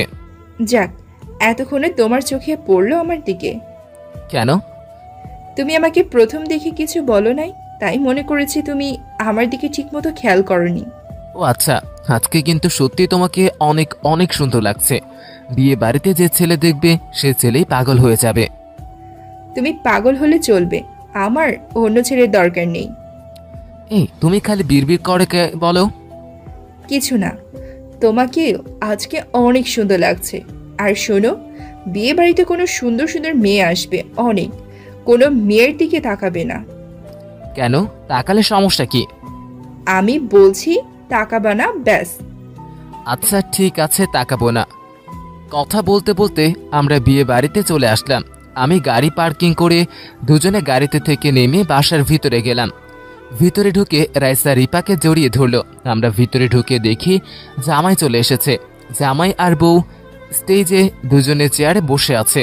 আমার হাতে গিফট বক্স ছিল, তাদের হাতে দিয়ে আমি আর রাইসা চেয়ারে গিয়ে বসলাম। তখন রাইসা বলল, তাদের দুজনকে অনেক মানিয়েছে, তাই না? আমারও স্বপ্ন আছে, আমার বিয়ের সময় দুজন একসাথে স্টেজে বসবো, দুজনে হাতে হাত রাখবো। বিয়ের পর আমি ওকে অনেক ভালোবাসবো। এখনো বিয়ে হয়নি, তার আগে থেকেই কত স্বপ্ন। হতে কতক্ষণ? আমি তো রাজি, কিন্তু সে রাজি কিনা বলতে পারি না। তো সে মানুষটাকে জানতে পারি? এখন না, সময় হলে জানতে পারবে। আর কোনো কথাই বললাম না। তার মানে রাইসা অন্য কাউকে ভালোবাসে। মনটা অনেক খারাপ হয়ে গেল। বিয়ে পড়ানো হয়ে গেল। তারপর সবাই খাবার দাবার শেষ করে একটা জায়গায় গিয়ে বসলাম। রাইসা রিপার সাথে ভিতরে কথা বলছে। আমি মন খারাপ করে বসে আছি। হঠাৎ কে যেন বলল, তুমি এখানে বসে আছো কেন? সামনে তাকিয়ে দেখি সাফা, তাকেও আজকে অনেক সুন্দর লাগছে। আমি বললাম, এমনি। তা তুমি কেমন আছো? আমিও ভালো আছি। তা খাবার খেয়েছো? খাবার খেয়ে এসে এখানে বসলাম। তা তুমি খেয়েছো? আচ্ছা রাসেল, রাইসা ম্যাম সবসময় তোমার সাথে কেন? কই, রাইসা আমার সাথে সব সময় থাকে, বরং আমি সব সময় রাইসার সাথে থাকি। কারণ আঙ্কেল বলেছে রাইসাকে যেন চোখে চোখে রাখি। আর রাইসা আমাকে বলেছে কোনো মেয়ের সাথে কথা না বলি। কেন? কথা বলে কি হবে? সে আমি জানি না, ও হয়তো চলে আসবে। তুমি এখন চলে যাও। হঠাৎ রাইসা সামনে এসে বলল, এই মেয়ে, তুমি এখানে কি করো? যেখানে বাঘের ভয় সেখানেই সন্ধ্যা হয়, যা ভাবছিলাম তাই হলো। তখন সাফা বলল, না, এমনি রাসেলের সাথে কথা বলছিলাম। কি এমন কথা বললে? না মানে কেমন আছে আপনি, সবসময় ম্যামের সাথে থাকেন কেন, অফিসে কাজ কেমন চলে, এসব বিষয়ে কথা বলছিলাম। ঠিক আছে, তোমাকে আমি আর রাসেলের আশেপাশে যেন না দেখি। ঠিক আছে ম্যাম। ওই, তোকে না বললাম কোনো মেয়ের সাথে কথা না বলতে? একসাথে অফিসে কাজ করি, তাই কিছুক্ষণ কথা বললাম। তুমি তো ভিতরে চলে গেলে, একা একা ভালো লাগছে না, তাই ভাবলাম কিছুক্ষণ কথা বলি। ঠিক আছে, চলো তাহলে, বাসে যাব। চলো। তারপর বিয়ে বাড়ি থেকে বেরিয়ে এসে গাড়িতে উঠলাম। আমি গাড়ি চালাতে লাগলাম। টুকটাক কথা বলতে বলতে বাসায় চলে আসলাম। গাড়ি পার্কিং করে দুজনেই দরজার সামনে এসে কলিং বেল চাপ দিলাম। কিছুক্ষণ পর কাজের মেয়ে দরজা খুলে দিল। দুজনে ভিতরে ঢুকে আমি আমার রুমে চলে এলাম। তারপর ফ্রেশ হয়ে খাটে শোয়ার সাথে সাথেই ঘুম চলে এলো। হঠাৎ ঘুম ভেঙে গেল। তাকিয়ে দেখি তার দিকে অন্ধকার হয়ে গেছে। ঘড়ির দিকে তাকিয়ে দেখি রাত 10টা বাজে। তাই আর শুয়ে না থেকে উঠে ফ্রেশ হয়ে রুমের বাইরে এসে দেখি আঙ্কেল সোফায় বসে টিভি দেখছে। আমি যাওয়ার পর আমাকে বলল, তাহলে তোমার ঘুম ভাঙলো? বিয়ে বাড়িতে অনেক ক্লান্ত হয়ে গিয়েছিলাম, তাই শোয়ার সাথে সাথে কখন যে ঘুম চলে এলো বলতে পারবো না। ঠিক আছে, টেবিলে গিয়ে বস, আমি ফ্রেশ হয়ে আসছি। ঠিক আছে। আর রাইসা কোথায়? রাইসা ওর রুমে আছে, বলছে রাতে নাকি খাবে না। ও আচ্ছা, ঠিক আছে। আমি টেবিলের সামনে গিয়ে একটা চেয়ার টেনে বসলাম। কিছুক্ষণ পর আঙ্কেল চলে এলো। তারপর খাবার খেয়ে রুমে এসে কিছুক্ষণ মোবাইল টিপে ঘুমিয়ে গেলাম। সকালে হঠাৎ চোখে কে জানি পানি দেয়, তাই তাড়াতাড়ি শোয়া থেকে বসে গেলাম। সামনে তাকিয়ে দেখি রাইসা আজকেও বালতি নিয়ে দাঁড়িয়ে আছে। আমি বললাম, এই তুমি কি আমাকে প্রতিদিন সকালে চোখে পানি না দিলে ভালো লাগে না? আমি কি করব, তোমাকে কখন থেকে ডাকতেছি, তোমার ওঠার কোনো নামই নেই, তাই বাধ্য হয়ে পানি দিছি। তাই বলে গায়ে পানি দিবে? দিয়েছি, বেশ করেছি। তাড়াতাড়ি রেডি হয়ে অফিসে যেতে হবে। তুমি অফিসের বস হয়ে এত তাড়াতাড়ি করো কেন? আমি তাড়াতাড়ি না গেলে সবাই বসে বসে আড্ডা দিবে। এখানে তাড়াতাড়ি অফিসে যাই, তুমি রেডি হয়ে নিচে আসো। আমি গেলাম রেডি হতে। আমি আর কোনো কথা না বলে ওয়াশরুমে ঢুকে ফ্রেশ হয়ে জামা প্যান্ট পরে রুম থেকে বেরিয়ে নাস্তার টেবিলে বসলাম। কিছুক্ষণ পর রাইসা এসে টেবিলে বসে। দুজনে নাস্তা করে অফিসে চলে গেলাম। আমি আমার কেবিনে বসে কাজ করতে লাগলাম। হঠাৎ পিয়ন এসে বলল রাইসা নাকি আমাকে তার কেবিনে যেতে বলেছে। তাই আমি আর কোনো কথা না বলে রাইসার কেবিনের ভিতরে ঢুকে গেলাম। আমি বললাম, বলো কেন ডেকেছিলে? 12টার সময় অফিসে একটা মিটিং আছে। আমি চাই ওই মিটিংয়ের সব কাজ করবে। আমি জানি তুমি তোমাদের অফিসে অনেকটা ফুটেজ নিয়েছিলে। আশা করি এই প্রজেক্টটাও আমরাই পাবো। আমি জানি তোমার মেধা অনেক ভালো, তাই আমি চাই এই মিটিংয়ে প্রধান তুমি থাকবে। আমি কি পারবো? আমি জানি তুমি পারবে। ঠিক আছে, আমার জন্য দোয়া কইরো। হুম। আমি আর কোনো কথা না বলে রাইসার কেবিন থেকে বেরিয়ে এসে আমার কেবিনে এসে কাজ করতে লাগলাম। ওদিকে রাইসা মিটিংয়ের সব কাজ রেডি করেছে। কিছুক্ষণ পর পিয়ন চাচা এসে বলল, বাবা রাসেল, মিটিং এর সবকিছু রেডি, তোমাকে যেতে বলেছে। সবাই তোমার জন্য অপেক্ষা করছে। ঠিক আছে চাচা, আপনি যান, আমি আসতেছি। ঠিক আছে বাবা, আমি যাই। আমি আর বসে না থেকে মিটিং রুমে চলে গেলাম। সবাইকে সালাম দিলাম। তারপর আমি শুরু করলাম। আমি সবাইকে বুঝিয়ে বলছি, আর রাইসা আমার দিকে তাকিয়ে আছে। আমার কথায় সবাই অনেক খুশি হয়েছে, তাই প্রজেক্টটা আমাদেরকেই দিল। তো যাই হোক, মিটিং শেষ করার পর রাইসা আমাকে বলল, অসংখ্য ধন্যবাদ তোমাকে এত সুন্দর করে গুছিয়ে কথা বলার জন্য। এটা আমার কাজ, আমি নিজের অফিস মনে করে কাজ করি। দোয়া করবে সামনে যেন এভাবেই কাজ করে যেতে পারি। আচ্ছা চলো, লাঞ্চের টাইম হয়ে গেছে, দুজনে ক্যান্টিনে গিয়ে খাবার খেয়ে আসি। ঠিক আছে চলো। তারপর দুজনে ক্যান্টিনে গিয়ে লাঞ্চ করে অফিসে চলে আসলাম। বিকেলে অফিস ছুটির পর দুজনে বাসায় চলে আসলাম। এইভাবে চলতে চলতে প্রায় 2 মাস হয়ে গেল। এখন আগের চেয়ে অনেক কেয়ার করে রাইসা আমার জানি রাইসা আমাকে ভালোবাসে। আমি তো প্রথম দিন থেকেই মনে জায়গা দিয়ে দিয়েছি রাইসাকে, কিন্তু কেউ কাউকে বলতে পারে না। সাফা মেয়েটা আমার সাথে কথা বলতে পারে না রাইসার ভয়ে। তো যাই হোক, সবার সাথে রাতের খাবার খেয়ে এসে শুয়ে মোবাইল টিপতে টিপতে ঘুমিয়ে গেলাম। সকালে ঘুম থেকে উঠে ফ্রেশ হয়ে নাস্তা করে দুজনেই অফিস চলে গেলাম। আমি ডেস্কে বসে কাজ করতে লাগলাম, রাইসার কেবিনে আর আমার কেবিনে সামনাসামনি। হঠাৎ রাইসার কেবিনের দিকে চোখ গেল, দেখি রাইসা আমার দিকে তাকিয়ে আছে। রাইসা যখন দেখছে আমি তার দিকে তাকিয়ে আছি, তখন রাইসা মাথা নিচু করে ফেলে। আমি জানি তুমি আমাকে ভালোবাসো, কিন্তু বলতে পারছো না। আমি তোমার মুখ থেকে শুনতে চাই ভালোবাসার কথা। হঠাৎ আরিফ বলল, রাসেল, আমাকে একটা হেল্প করে দে না। কিরকম হেল্প বল? আমি না সাফা মেয়েকে পছন্দ করে ফেলেছি। তোর সাথে ওর ভালো সম্পর্ক, তুই যদি বলিস সে রাজি হয়ে যাবে। প্লিজ বন্ধু, না করিস না। আমি কিভাবে তার সাথে কথা বলবো? তোদের রাইসা ম্যাম যদি জানতে পারে আমি সাফার সাথে কথা বলেছি, তাহলে আমাকে আস্ত রাখবে না। আরে ম্যাম জানতে পারবে না, তুই শুধু 30 মিনিট সময় নিয়ে নিবি অন্য কাজের বাহানা করে রাইসা ম্যামের কাছ থেকে। আমি এখান দিয়ে সব ব্যবস্থা করে নিব। কিন্তু রাইসা কি দিবে? আর যদিও দেয় তখন কিন্তু আমার পিছে সিসি ক্যামেরা লাগিয়ে রাখে। আচ্ছা দেখি দেয় কিনা। না দিলেও তোকে কিন্তু ম্যানেজ করতে হবে। আচ্ছা ঠিক আছে, তা কোথায় কথা বলবো? একটা রেস্টুরেন্টে আমি তাকে নিয়ে যাব। আমি যাওয়ার পরে তুই আসবি। ঠিক আছে, তা কয়টার সময় যাবি? অফিস ছুটির পর আমি আর সাফা আগে বেরিয়ে যাব, তুই পরে আসবি। আচ্ছা ওকে, তা গিয়ে কাজ কর, তোদের ম্যাম দেখলে খবর আছে।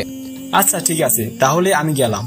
আরিফ চলে যাওয়ার পরে আমি আবারও কাজে মন দিলাম। কাজ করতে করতে দুপুরে লাঞ্চের টাইম হয়ে গেল।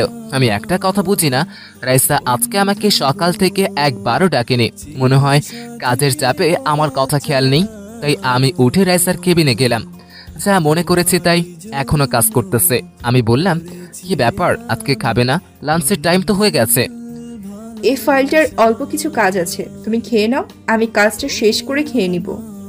আচ্ছা তোমার হাতের কাজ শেষ হোক, তারপর দুজনে খাবো। আরে তুমি আমার জন্য বসে থেকো না, আমি জানি তোমার খিদে লাগলে তুমি সহ্য করতে পারো না, তুমি গিয়ে খেয়ে নাও। সমস্যা নেই, তুমি হাতের কাজ শেষ করো, তারপর না হয় খাবো। বুঝেছি, তুমি আমাকে ছাড়া খাবে না, তাহলে চলো খাবার খেয়ে এসে হাতের কাজ করব। আরে হাতের কাজ শেষ করো, আমি তো বসে আছি। পরে করব, আসো তুমি, খাবার খেয়ে আসি। ঠিক আছে চলো। তারপর দুজনে মিলে ক্যান্টিনে চলে গেলাম। তারপর খাবার খেয়ে এসে আমি আমার কেবিনে, আর রাইসা তার কেবিনে চলে গেল। আমার কেবিনে বসে কাজ করতে লাগলাম। কাজ করতে করতে অফিসের টাইম শেষ হয়ে গেল। আমার আগে আরিফ আর সাফা চলে গেল। আমি অফিসের বাইরে অপেক্ষা করতে লাগলাম রাইসার জন্য। তার কেবিনে গেলাম না, কারণ একটা নতুন প্রজেক্ট পেয়েছে, কাজ ভালো দেখলে আরও দিবে বলেছে, তাই মন দিয়ে কাজ করে। তো যাই হোক, কিছুক্ষণ পর রাইসা বেরিয়ে আসলো। তখন আমাকে বলল, তুমি বাইরে দাঁড়িয়ে আছো কেন? গাড়িতে বা আমার কেবিনে এগিয়ে বসতে। না, ভাবলাম তুমি কাজে বিজি আছো, তাই যাই নাই। শত বিজি থাকি না কেন, তুমি আমার কেবিনে সবসময় আসবে। আচ্ছা ঠিক আছে, তোমাকে একটা কথা বলার ছিল। কি কথা বলো? তুমি আবার রাগ করবে না তো? রাগ করবো না, তুমি বলতে পারো। তুমি আজকে একা বাসায় চলে যাও। আমার একটা বন্ধুর সাথে দেখা করতে যাব, তার সাথে মার্কেটে দেখা করতে বলেছে। প্লিজ তুমি রাগ করো না। আর এখানে রাগ করার কি আছে? তুমি যাও, কোনো সমস্যা নেই। তা কোন সময় আসবে বাসায়? বেশি সময় লাগবে না, 30 মিনিট লাগবে। আচ্ছা ঠিক আছে, সাবধানে যাবে। ঠিক আছে, তুমিও সাবধানে যাবে। রাইসা গাড়িতে উঠে চলে গেল। আর আমি একটা রিক্সা নিয়ে আরিফ যে রেস্টুরেন্টের কথা বলেছে সেইখানে আমি 10 মিনিটে চলে গেলাম। ভাড়া মিটিয়ে রেস্টুরেন্টের ভিতরে ঢুকে দেখি আরিফ আর সাফা একটা টেবিলে বসে আছে। আমিও তাদের সামনে গিয়ে একটা চেয়ার টেনে বসলাম। তখন আরিফ বলল, কিরে তোর এখন আসার সময় হলো? আরে বলিস না, তোদের রাইসা ম্যামকে অনেক কষ্টে ম্যানেজ করে আসলাম। আচ্ছা তোরা কথা বল, আমি আসতেছি। ঠিক আছে, আমি জানি তুমি লজ্জায় থাকতে পারবে না। কেমন আছো তুমি? আমি ভালো আছি, তা তুমি কেমন আছো? আমিও ভালো আছি। আচ্ছা আমি কিছু বুঝি না, আরিফ হঠাৎ আমাকে রেস্টুরেন্টে আনলো কেন? আরিফ তোমাকে একটা কথা বলবে বলতে পারে না, কারণ তার অনেক ভয় করে। কথাটা তুমি কিভাবে নিবে আমি তা জানি না, কিন্তু তারপরেও বলতে হয়। আরিফ তোমাকে অনেক ভালোবাসে। তোমাকে যেদিন নতুন তুমি অফিসে আসো সেদিন থেকেই তোমাকে ভালো লাগে। এই ভালো লাগার মধ্যে কখন যে তোমাকে ভালোবেসে ফেলেছে তা সে বলতে পারবে না। প্লিজ তুমি তাকে ফিরিয়ে দিও না, কারণ সে তোমাকে অনেক ভালোবাসে। কিন্তু আমি তো ওকে এমনভাবে কোনো সময় দেখিনি। দেখো নাই, এখন থেকে দেখবে। আচ্ছা ঠিক আছে, তাকে আসতে বলো। আচ্ছা ঠিক আছে, আমি আরিফকে পাঠিয়ে দিই, তুমি তাকে আপন করে নিও। আর আমি এখন চলে যাই, দেরি হলে তোমাদের ম্যামের অনেক কথা শুনতে হবে। আচ্ছা ঠিক আছে, কালকে অফিসে কথা হবে। আর দোয়া করি আল্লাহ যেন তোমাদের সারা জীবন একসাথে রাখে। তাই যেন হয়। আমি আর কোনো কথা না বলে বাইরে আসি। আরিফকে বললাম সাফা রাজি হয়, কালকে যেন ট্রিটটা পাই। বলে একটা রিক্সা নিয়ে বাসায় চলে আসলাম। এসে কলিং বেল চাপ দিলাম। চাপ দেওয়ার সাথে সাথে দরজা খুলে দিল। আমি দেখি রাইসাই দরজা খুলে দিল, কিন্তু তার চোখের দিকে তাকিয়ে দেখি চোখ দুটো লাল হয়ে আছে। তখন আমাকে বলল, কোথায় গিয়েছিলি? কেন, তোমাকে তো বলে গেলাম। আমি তোকে বিশ্বাস করি বলে যেতে দিলাম, কিন্তু তুই আমার সাথে মিথ্যা বললি কেন? কি মিথ্যা বললাম? এখন তো উতলাস কেন? তুই সফর সাথে দেখা করতে গিয়েছিলি, তুই তুই কি মনে করেছিস আমি কিছু জানি না? বল, আমার সাথে মিথ্যা কেন বললি? ওকে, তাহলে শোনো। তারপর অফিস হতে রেস্টুরেন্টে কি হলো সব কিছু বললাম। এই হলো কাহিনী। সব বুঝলাম, কিন্তু তুমি আমাকে সত্যিটা বলে গেলে না কেন? বাবা, কতক্ষণ তুমি, কতক্ষণ তুই? আমি তোমার কিছুই বুঝি না। তুমি হঠাৎ রেগে যাও কেন? এখন না, কালকে বলবো। অফিসের কাজ শেষ করে তোমাকে নিয়ে এক জায়গায় যাব, তখন বলবো। তা কি কথা, এখন বলা যাবে না? সেটা কালকে ওখানে গেলে জানতে পারবে। ঠিক আছে, তুমি ফ্রেশ হয়ে এসো, আমি খাবার দিচ্ছি টেবিলে। আমি আর কোনো কথা না বলে আমার রুমে চলে এলাম। তারপর ওয়াশরুমে ঢুকে ফ্রেশ হয়ে এসে রাতের খাবার খেয়ে শুয়ে মোবাইল টিপতে লাগলাম। বাড়িতে ফোন দিলাম। আব্বু আম্মুর সাথে কিছুক্ষণ কথা বলে আবার রাফিকে ফোন দিলাম। রিং হওয়ার পর ধরল। কিরে, কেমন আছিস শালা? ভালো আর থাকি কি করে? তুই ঢাকা গিয়ে তোর আঙ্কেলের মেয়ের সাথে ভালো ট্যাঙ্কি মারছো, আর আমার কথা তো মনেই পড়ে না। আরে শালা, এখন অফিসে অনেক কাজ, এই কারণে ফোন দিতে পারি না। তা বল, কেমন আছিস? এই তো আছি ভালো। হালার বাপ মা জোর করে বিয়ে করিয়ে দিছে, সারাদিন খালি প্যারা দেয়। ও, আপনাদের তো বলতে ভুলে গেছি, রাফির বিয়ে হলো আজ 10 দিন। আমার অনেক কাজ ছিল অফিসে, এই কারণে যেতে পারি নাই। আহারে বেচারা, তা এখন কি করবি? কি আর করবো, বাপে তো এখন বসায় বসায় আর খাইবে না, তাই ভাবলাম আমাদের অফিসে এখন থেকে নিয়মিত যাব। ভালো, আচ্ছা ঠিক, ভালো থাকিস, পরে কথা হবে। কালকে আবার অফিস যেতে হবে, এমনি অনেক রাত হয়ে গেছে। ওকে, ভালো থাকিস, আল্লাহ হাফেজ। আল্লাহ হাফেজ। তারপর ফোনটা কেটে দিয়ে ঘুমিয়ে গেলাম। সকালে ঘুম থেকে উঠে ফ্রেশ হয়ে নাস্তা করে অফিস চলে গেলাম দুজনে। অফিসের কাজ শেষ করে রাইসার সাথে গাড়িতে উঠে পড়লাম। তারপর ড্রাইভার একটা জায়গায় গাড়ি থামালো। দুজনে গাড়ি থেকে বেরিয়ে এসে সামনে গেলাম। জায়গাটা অনেক সুন্দর। আমি বললাম, জায়গাটা অনেক সুন্দর। আমার মন ভালো থাকলে আমি এখানে আসি। ছোট ছোট বাচ্চাদের সাথে অনেক অনেক দুষ্টুমি করি, আমার থেকে অনেক ভালো লাগে। ও আচ্ছা, তা তুমি আমাকে কি বলবে বলেছিলে, তা কি কথা? বলবো, তুমি চোখ বন্ধ করো। ঠিক আছে, চোখ বন্ধ করলাম। চোখে হাত দিয়ে কিছুক্ষণ পর রাইসা বলল চোখ খুলতে। চোখ খোলার পর যেটা দেখলাম আমি অনেক অবাক হয়ে গেলাম। তাহলে শুনুন। আমি চোখ খুলে দেখি রাইসা আমার সামনে হাঁটু গেড়ে বসে বলতে লাগলো, রাসেল, আমি তোমাকে ভালোবাসি। তোমাকে প্রথম যেদিন দেখি সেদিন থেকেই তোমার জন্য আমার মনে কেমন জানি ভালো লাগা শুরু হয়। কেন জানি না, তোমাকে কোনো মেয়ের সাথে কথা বলতে দেখলে আমি সহ্য করতে পারি না। তুমি যখন কোনো মেয়ের সাথে কথা বলো, কেন জানি না আমার কাছে থেকে কিছু একটা হারিয়ে যাওয়ার ভয় হয়। তোমাকে আমি কিভাবে যে বলি, তুমি সেভাবেই চলো। তোমার সাথে এরকম করতে করতে কখন যে তোমাকে ভালোবেসে ফেলেছি আমি বলতে পারবো না। তুমি কি দিবে তোমার মনে আমার একটুখানি জায়গা? তোমাকে সারা জীবন আমার বুকে জড়িয়ে রাখবো, তোমাকে কোনো সময় কষ্ট পেতে দিব না Rasel. I love you, I love you too. Do you love me? আমি তোমাকে ভালোবাসি না। তুমি কি করে ভাবলে তোমার সাথে হেসে হেসে কথা বলছি, তোমার কথা মতো চলেছি, তাই মনে করেছো আমি তোমাকে ভালোবাসি? তুমি ভুল ভাবলে। আমি অন্য একটা মেয়েকে ভালোবাসি। আমি তোমাকে ভালোবাসতে পারবো না। দেখি রাইসা কান্না করে সব ভাসিয়ে ফেলেছে। ও, আমি মনে করেছি তুমি আমাকে ভালোবাসো। আমি জানতাম না তুমি অন্য কাউকে ভালোবাসো। সরি তোমাকে প্রপোজ করার জন্য। দোয়া করি তুমি তোমার ভালোবাসার মানুষকে নিয়ে ভালো থেকো। আমি দৌড়ে রাইসাকে পিছন থেকে জড়িয়ে ধরলাম। তখন আমাকে বলল, তুমি আমাকে জড়িয়ে ধরলে কেন? তুমি তোমার ভালোবাসার মানুষের কাছে যাও। একবারও কি জিজ্ঞেস করেছো আমার ভালোবাসার মানুষটাকে? আরে আমার ভালোবাসার মানুষটাই তো তুমি। তোমাকে যখন বাস কাউন্টারে দেখি ওখান থেকেই তোমাকে আমার অনেক ভালো লাগে। যখন তোমাকে আঙ্কেলের বাসায় দেখি তখন আমি অনেক অবাক হয়ে যাই। তারপর যখন জানতে পারি তুমি আঙ্কেলের মেয়ে তখন আমার খুশি দেখে কে। তারপর তোমার সাথে চলতে চলতে আমি তোমাকে আরো অনেক বেশি ভালোবেসে ফেলেছি। তুমি ভাবলে কি করে তোমাকে ছাড়া আমি অন্য কাউকে ভালোবাসবো? তুমি আমার প্রথম এবং শেষ ভালোবাসা। I love you too Raisa, I love you so much. তাহলে আমাকে ওই সময় ওই কথা বললে কেন? আমি দেখলাম আমি অন্য কাউকে ভালোবাসার কথা বললে তুমি কি রকম করো। তুমি তো দেখি কান্না করে সব ভাসিয়ে ফেলেছ। আমাকে কষ্ট দিতে তোমার অনেক ভালো লাগে, তাই না? সরি, আমার ভুল হয়ে গেছে। আর কোনো সময় তোমাকে কষ্ট দিব না, সারা জীবন বুকে আগলে রাখবো। আমার না আর কিছু একটা খেতে মন চাই। কি খেতে মন চাই আমাকে বলো, আমি তোমাকে এখনই এনে দিচ্ছি। আমি যেটা খেতে চাই সেটা তোমার কাছে আছে। আমার কাছে তো খাওয়ার মতো কিছুই নেই। কেন, তোমার ওই ছোট দুটো আছে না? এই না না, এগুলা ঠিক না, যা হবে বিয়ের পরে। আমি তোমার আজ কোনো কথাই শুনবো না। বলে আমার শার্টের কলার ধরে টান দিয়ে আমার মাথা শক্ত করে ধরে 4 ঠোঁট এক করে দিল। এমন ভাবে কিস করছে মনে হয় 2-3 দিন না খেয়ে আছে। আমি ঠিক থাকতে পারলাম না, আমিও তার সাথে তাল মিলিয়ে চলতে লাগলাম। প্রায় 10 মিনিট পর ছেড়ে দিলাম। দুজনে হাঁপাতে লাগলাম। তখন আমি বললাম, এইভাবে কেউ কিস করে? কেউ করে না, আমি করি। আমার কাছে তো অনেক ভালোই লেগেছে।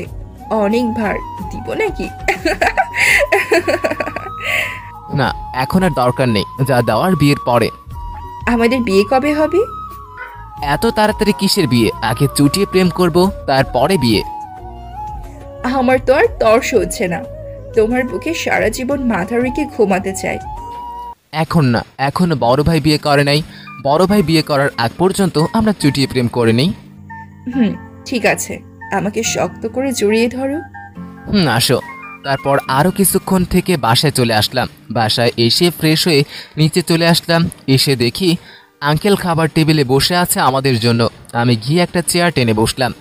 কিছুক্ষণ পর রাইসা নিচে এসে আমার সামনে চেয়ারে বসলো। তারপর সবাই খাবার খেতে লাগলাম। হঠাৎ আমার পায়ে কে জানি সুরসুরি দিতে লাগলো। রাইসার দিকে তাকিয়ে দেখি মুচকি মুচকি হাসছে। আমি আর কোনো কথাই বললাম না। খাবার খেয়ে এসে শুয়ে শুয়ে মোবাইল টিপতে লাগলাম। হঠাৎ দেখি রাইসা আমার রুমে ঢুকে দরজা লাগিয়ে দিল। তখন আমি বললাম, রাইসা, তুমি আমার রুমে কেন, আর দরজা আটকালে কেন? আজ আমি তোমার সাথে ঘুমাবো। কেউ দেখলে খারাপ ভাববে। যদি আঙ্কেল একবার দেখে তখন কি হবে ভেবে দেখেছো? কেউ দেখবে না। আব্বু ঘুমিয়ে গেছে, এখন আমাকে জড়িয়ে ধরো। এই না, তুমি প্লিজ তোমার রুমে যাও। আর একটা কথা বললে তোমাকে খুন করে ফেলবো। তখন তুমি কাকে ভালোবাসবে? তোমাকে খুন করে আমিও আমি আর কিছু বলতে দিলাম না। আর যদি কোনো সময় মরার কথা বলো তখন আমাকে তোমার কাছে পাবে না। আর বলবো না। আমি কি আমার পাগলকে ছেড়ে কোথাও যেতে পারি? এখন তোমার রুমে যাও, সকালে অফিসে যেতে হবে।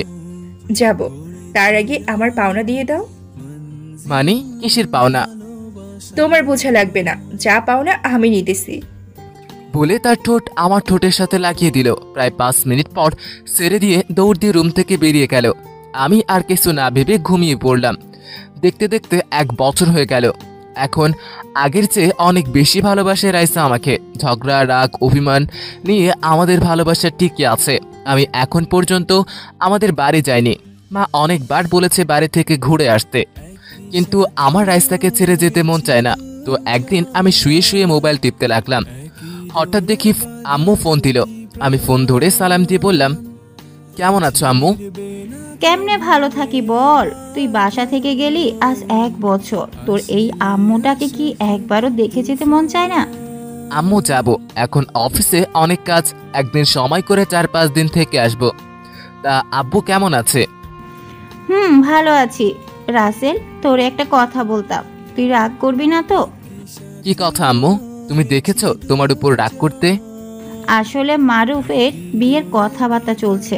তুই যদি কিছুদিনের জন্য সময় নিয়ে আসিস। আম্মু, তুমি আর ওর কথা আমার সাথে কোনো দিনও বলবে না। বাবা রাসেল, যা হবার হয়ে গেছে, তা নিয়ে আর রাগ করে থাকিস না। ও তো তোর বড় ভাই, না হয় একটা ভুল করে ফেলেছে। ও প্রতিদিন আমার কাছে এসে জিজ্ঞেস করে তোর কথা, তুই কেমন আছিস। মা, রাসেল কি আমাকে ক্ষমা করবে না? বড় ভাই হয়ে নয়, একটা ভুল করে ফেলেছি, তাই বলি কি আমাকে কি রাসেল ক্ষমা করবে না? প্লিজ রাসেল, আর রাগ করে থাকিস না। আম্মুর কথা শুনে আমার চোখে পানি চলে আসলো। আচ্ছা, এই বিষয় নিয়ে এখন আর কথা না বলি। তারপর আরো কিছুক্ষণ কথা বলে ফোন রেখে দিলাম। তো চলুন ভাইয়ার সাথে আমার কি হয়েছে। একদিন আমি রাস্তায় দেখি একটা ছেলে একটা মেয়েকে বাজে কথা বলতেছে। তাই আমি আর দাঁড়িয়ে না থেকে ওদের ওখানে গেলাম। আমাকে মেয়েটা দেখে বলল, ভাইয়া দেখেন, এই ছেলেটা আমাকে ডিস্টার্ব করছে, আমাকে অনেক খারাপ কথা বলতেছে, প্লিজ আমাকে ওর থেকে বাঁচান। কিরে ভাই, মেয়েটাকে ডিস্টার্ব করছো কেন? সে কথা তোকে বলতে হবে? ভালো চাস তো ওকে রেখে এখান থেকে চলে যা। আমি তো এখান থেকে একা যাব না, যেতে হলে মেয়েটাকে সঙ্গে করে নিয়ে যাব। বুঝছি, তোকে সোজাভাবে বললাম, তুই গেলি না। ওই তোরা এদিকে আয়, আজ দেখবো তুই কি করে মেয়েটাকে এখান থেকে নিয়ে যাস। ছেলেটার ডাকে ছেলেগুলো আমাদের সামনে আসলো। তুই দেখবি আমি কেমন করে মেয়েটাকে নিয়ে যাই। আমি দেখতে চাই তুই কিভাবে নিয়ে যাস। ওই ওকে মেরে মেয়েটাকে নিয়ে আয়। আমি আমার পাশে তাকিয়ে দেখি একটা রড পড়ে আছে, ওইটা নিয়ে সবগুলোকে উড়াধুরা মারতে লাগলাম। সবগুলো রডের বাড়ি খেয়ে ভয়ে পালিয়ে গেল।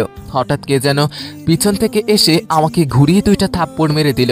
তাকিয়ে দেখি আমার বড় ভাই। তখন আমি বললাম, তুই আমাকে থাপ্পড় মারলি কেন? রাস্তায় পরে মাস্তানি করিস, আবার বলিস মারলাম কেন? তুই আমার কথা শুনবি তো? আমি তোর কোনো কথা শুনতে চাই না, চল আমার সাথে বাসায় নিয়ে দেখবি কি করি। তখনই মেয়েটা বলে এসলো, ভাই আপনি ওনাকে ভুল বুঝছেন। মানে কি বলতে চাও তুমি? আমাকে ওই ছেলেগুলো ডিস্টার্ব করছিল, তখন উনি এসে ওই ছেলেগুলো থেকে আমায় বাঁচায়। ওনার কোনো দোষ নেই, আমাকে বাঁচাতে উনি ছেলেগুলোকে মারছে। আপনি ওনাকে ভুল বুঝে মারলেন। মেয়েটার কথা শুনে ভাইয়া বোবা হয়ে গেল। আমি আর কোনো কথা না বলে বাসায় চলে আসলাম। এরপর অনেকবার আমার কাছে মাপ চেয়েছে, আমি মাফ করিনি। তো যাই হোক, এবার বর্তমানে আসি। ঘড়ির দিকে তাকিয়ে দেখি রাত 10টা বাজে। এর ফাঁকে অনেকবার ডেকে গেছে খাবার খেতে যাওয়ার জন্য। তারপর রুম থেকে বেরিয়ে এসে সবার সাথে রাতের খাবার খেয়ে এসে রুমে শুয়ে মোবাইল টিপতে লাগলাম। রাইসা এসে দরজা বন্ধ করে আমার পাশে শুয়ে জড়িয়ে ধরে ঘুমিয়ে গেল। রাইসা এখন প্রতিদিন আমার সাথে রাতে ঘুমায়।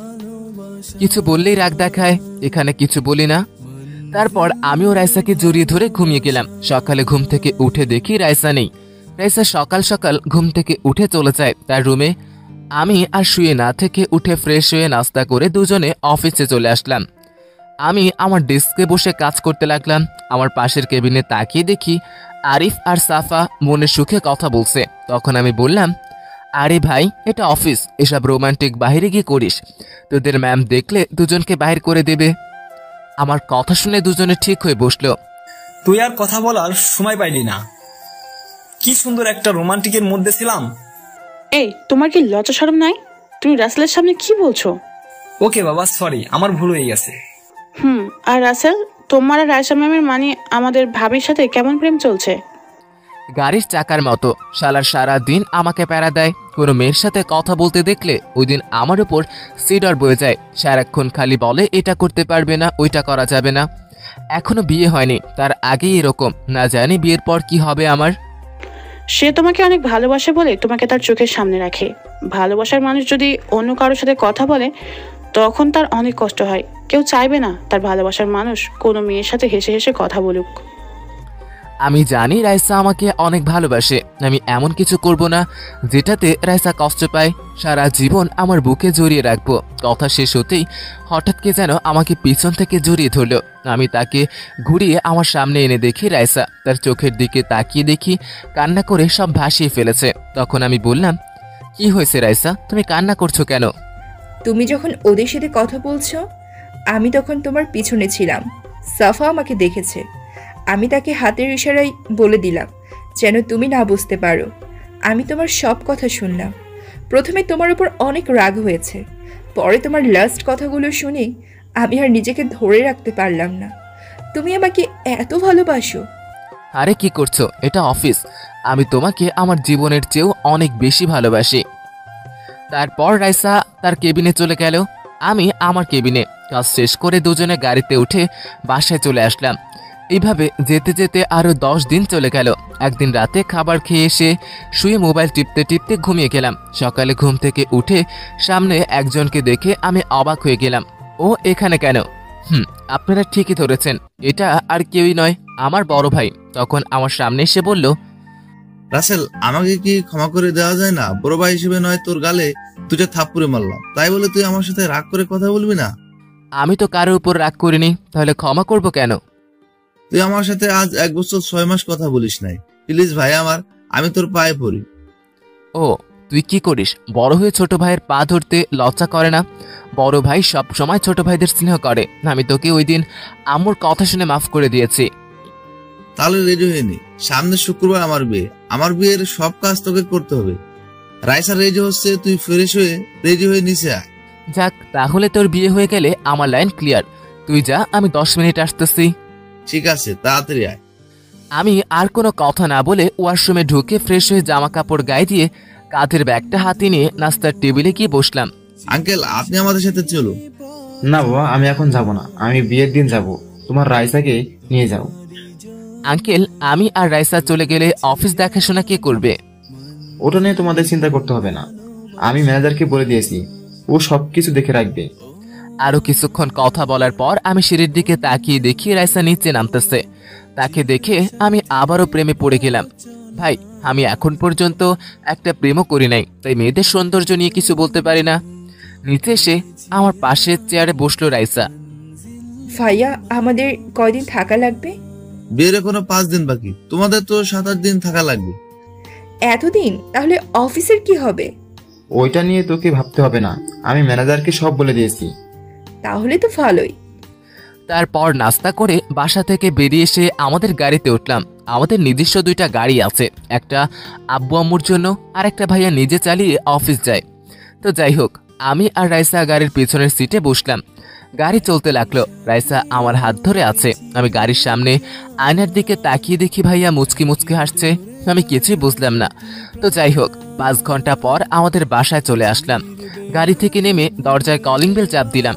আম্মু দরজা খুলে দেখি আমাকে দেখে জড়িয়ে ধরে কান্না করে দিল। আরে আম্মু, কান্না করছো কেন? এতদিন পর আমাদের কথা তোর মনে পড়লো? তোকে ছাড়া এতদিন কিভাবে ছিলাম আমি, তুই বলতে পারবি? কেমনে পারলি আমাদের ছেড়ে থাকতে? তোর ভাই না হয় একটা ভুল করে ফেলেছে, তাই বলে বাড়ি আসবি না?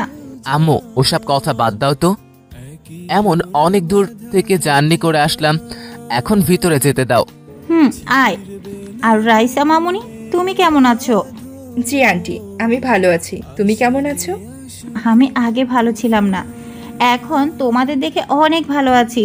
আর একটা কথা, আমাকে আন্টি বলে ডাকবি না, এখন থেকে আম্মু বলে ডাকবি। ঠিক আছে, আম্মু বলে ডাকবো। সবাই ভিতরে আসো। তারপর ভিতরে গিয়ে আমি আমার রুমে চলে এলাম। রুমটা আগের মতোই আছে। ব্যাগ রেখে ওয়াশরুমে ঢুকে ফ্রেশ হয়ে রুম থেকে বাইরে এসে নিচে সবার সাথে বসে খাবার খেয়ে রুমে চলে আসলাম। রুমে এসে একটা ঘুম দিলাম। বিকেলে ঘুম থেকে উঠে দেখি রাইসা আমার বুকের উপরে শুয়ে আছে। রাইসা আমাকে ছাড়া থাকতে পারে না, কপালে একটা চুমু দিলাম। হঠাৎ করে আমাকে শক্ত করে জড়িয়ে ধরলো। তার মানে রাইসা জেগে আছে। তুমি এতক্ষণ জেগেছিলে? রুমে একা একা ভালো লাগে না, তাই তোমার রুমে আসলাম। এসে দেখি তুমি কি সুন্দর করে ঘুমিয়ে আছো, তাই আর জাগালাম না তোমাকে, তাই আমি তোমাকে জড়িয়ে ধরে শুয়ে পড়লাম। আচ্ছা, এখন উঠো, কেউ আসলেই দেখে ফেলবে।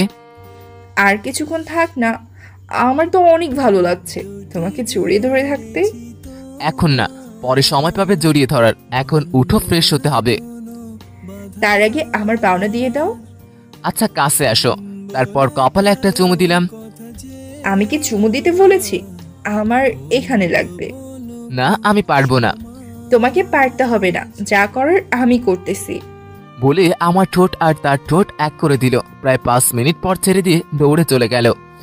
আমি আর কোনো কথা না বলে ফ্রেশ হতে চলে গেলাম। ফ্রেশ হয়ে নিচে এসে দেখি আব্বু অফিস থেকে চলে এসেছে। আব্বু, কেমন আছো? এই তো আমি ভালো আছি। তা এতদিন পর আমাদের কথা মনে পড়লো? কি করবো আব্বু, অফিসে অনেক কাজ। আমি জানি অফিসে কাজ ছিল না, কি ছিল। বড় ভাই না হয় একটু ভুল করে ফেলেছে, তাই বলে বাড়ি আসবি না? তুমি কি এখন এই কথা বলবে? কথায় এতদিন পর বাড়ি আসলাম, একটু গল্প করব তা না, তুমি আছো অতীত নিয়ে। ওকে, ঠিক আছে, আর বলবো না। আব্বুর সাথে বলতে বলতে রাত হয়ে গেল। তারপর সবার সাথে রাতের খাবার খেয়ে এসে রুমে শুয়ে মোবাইল টিপতে লাগলাম।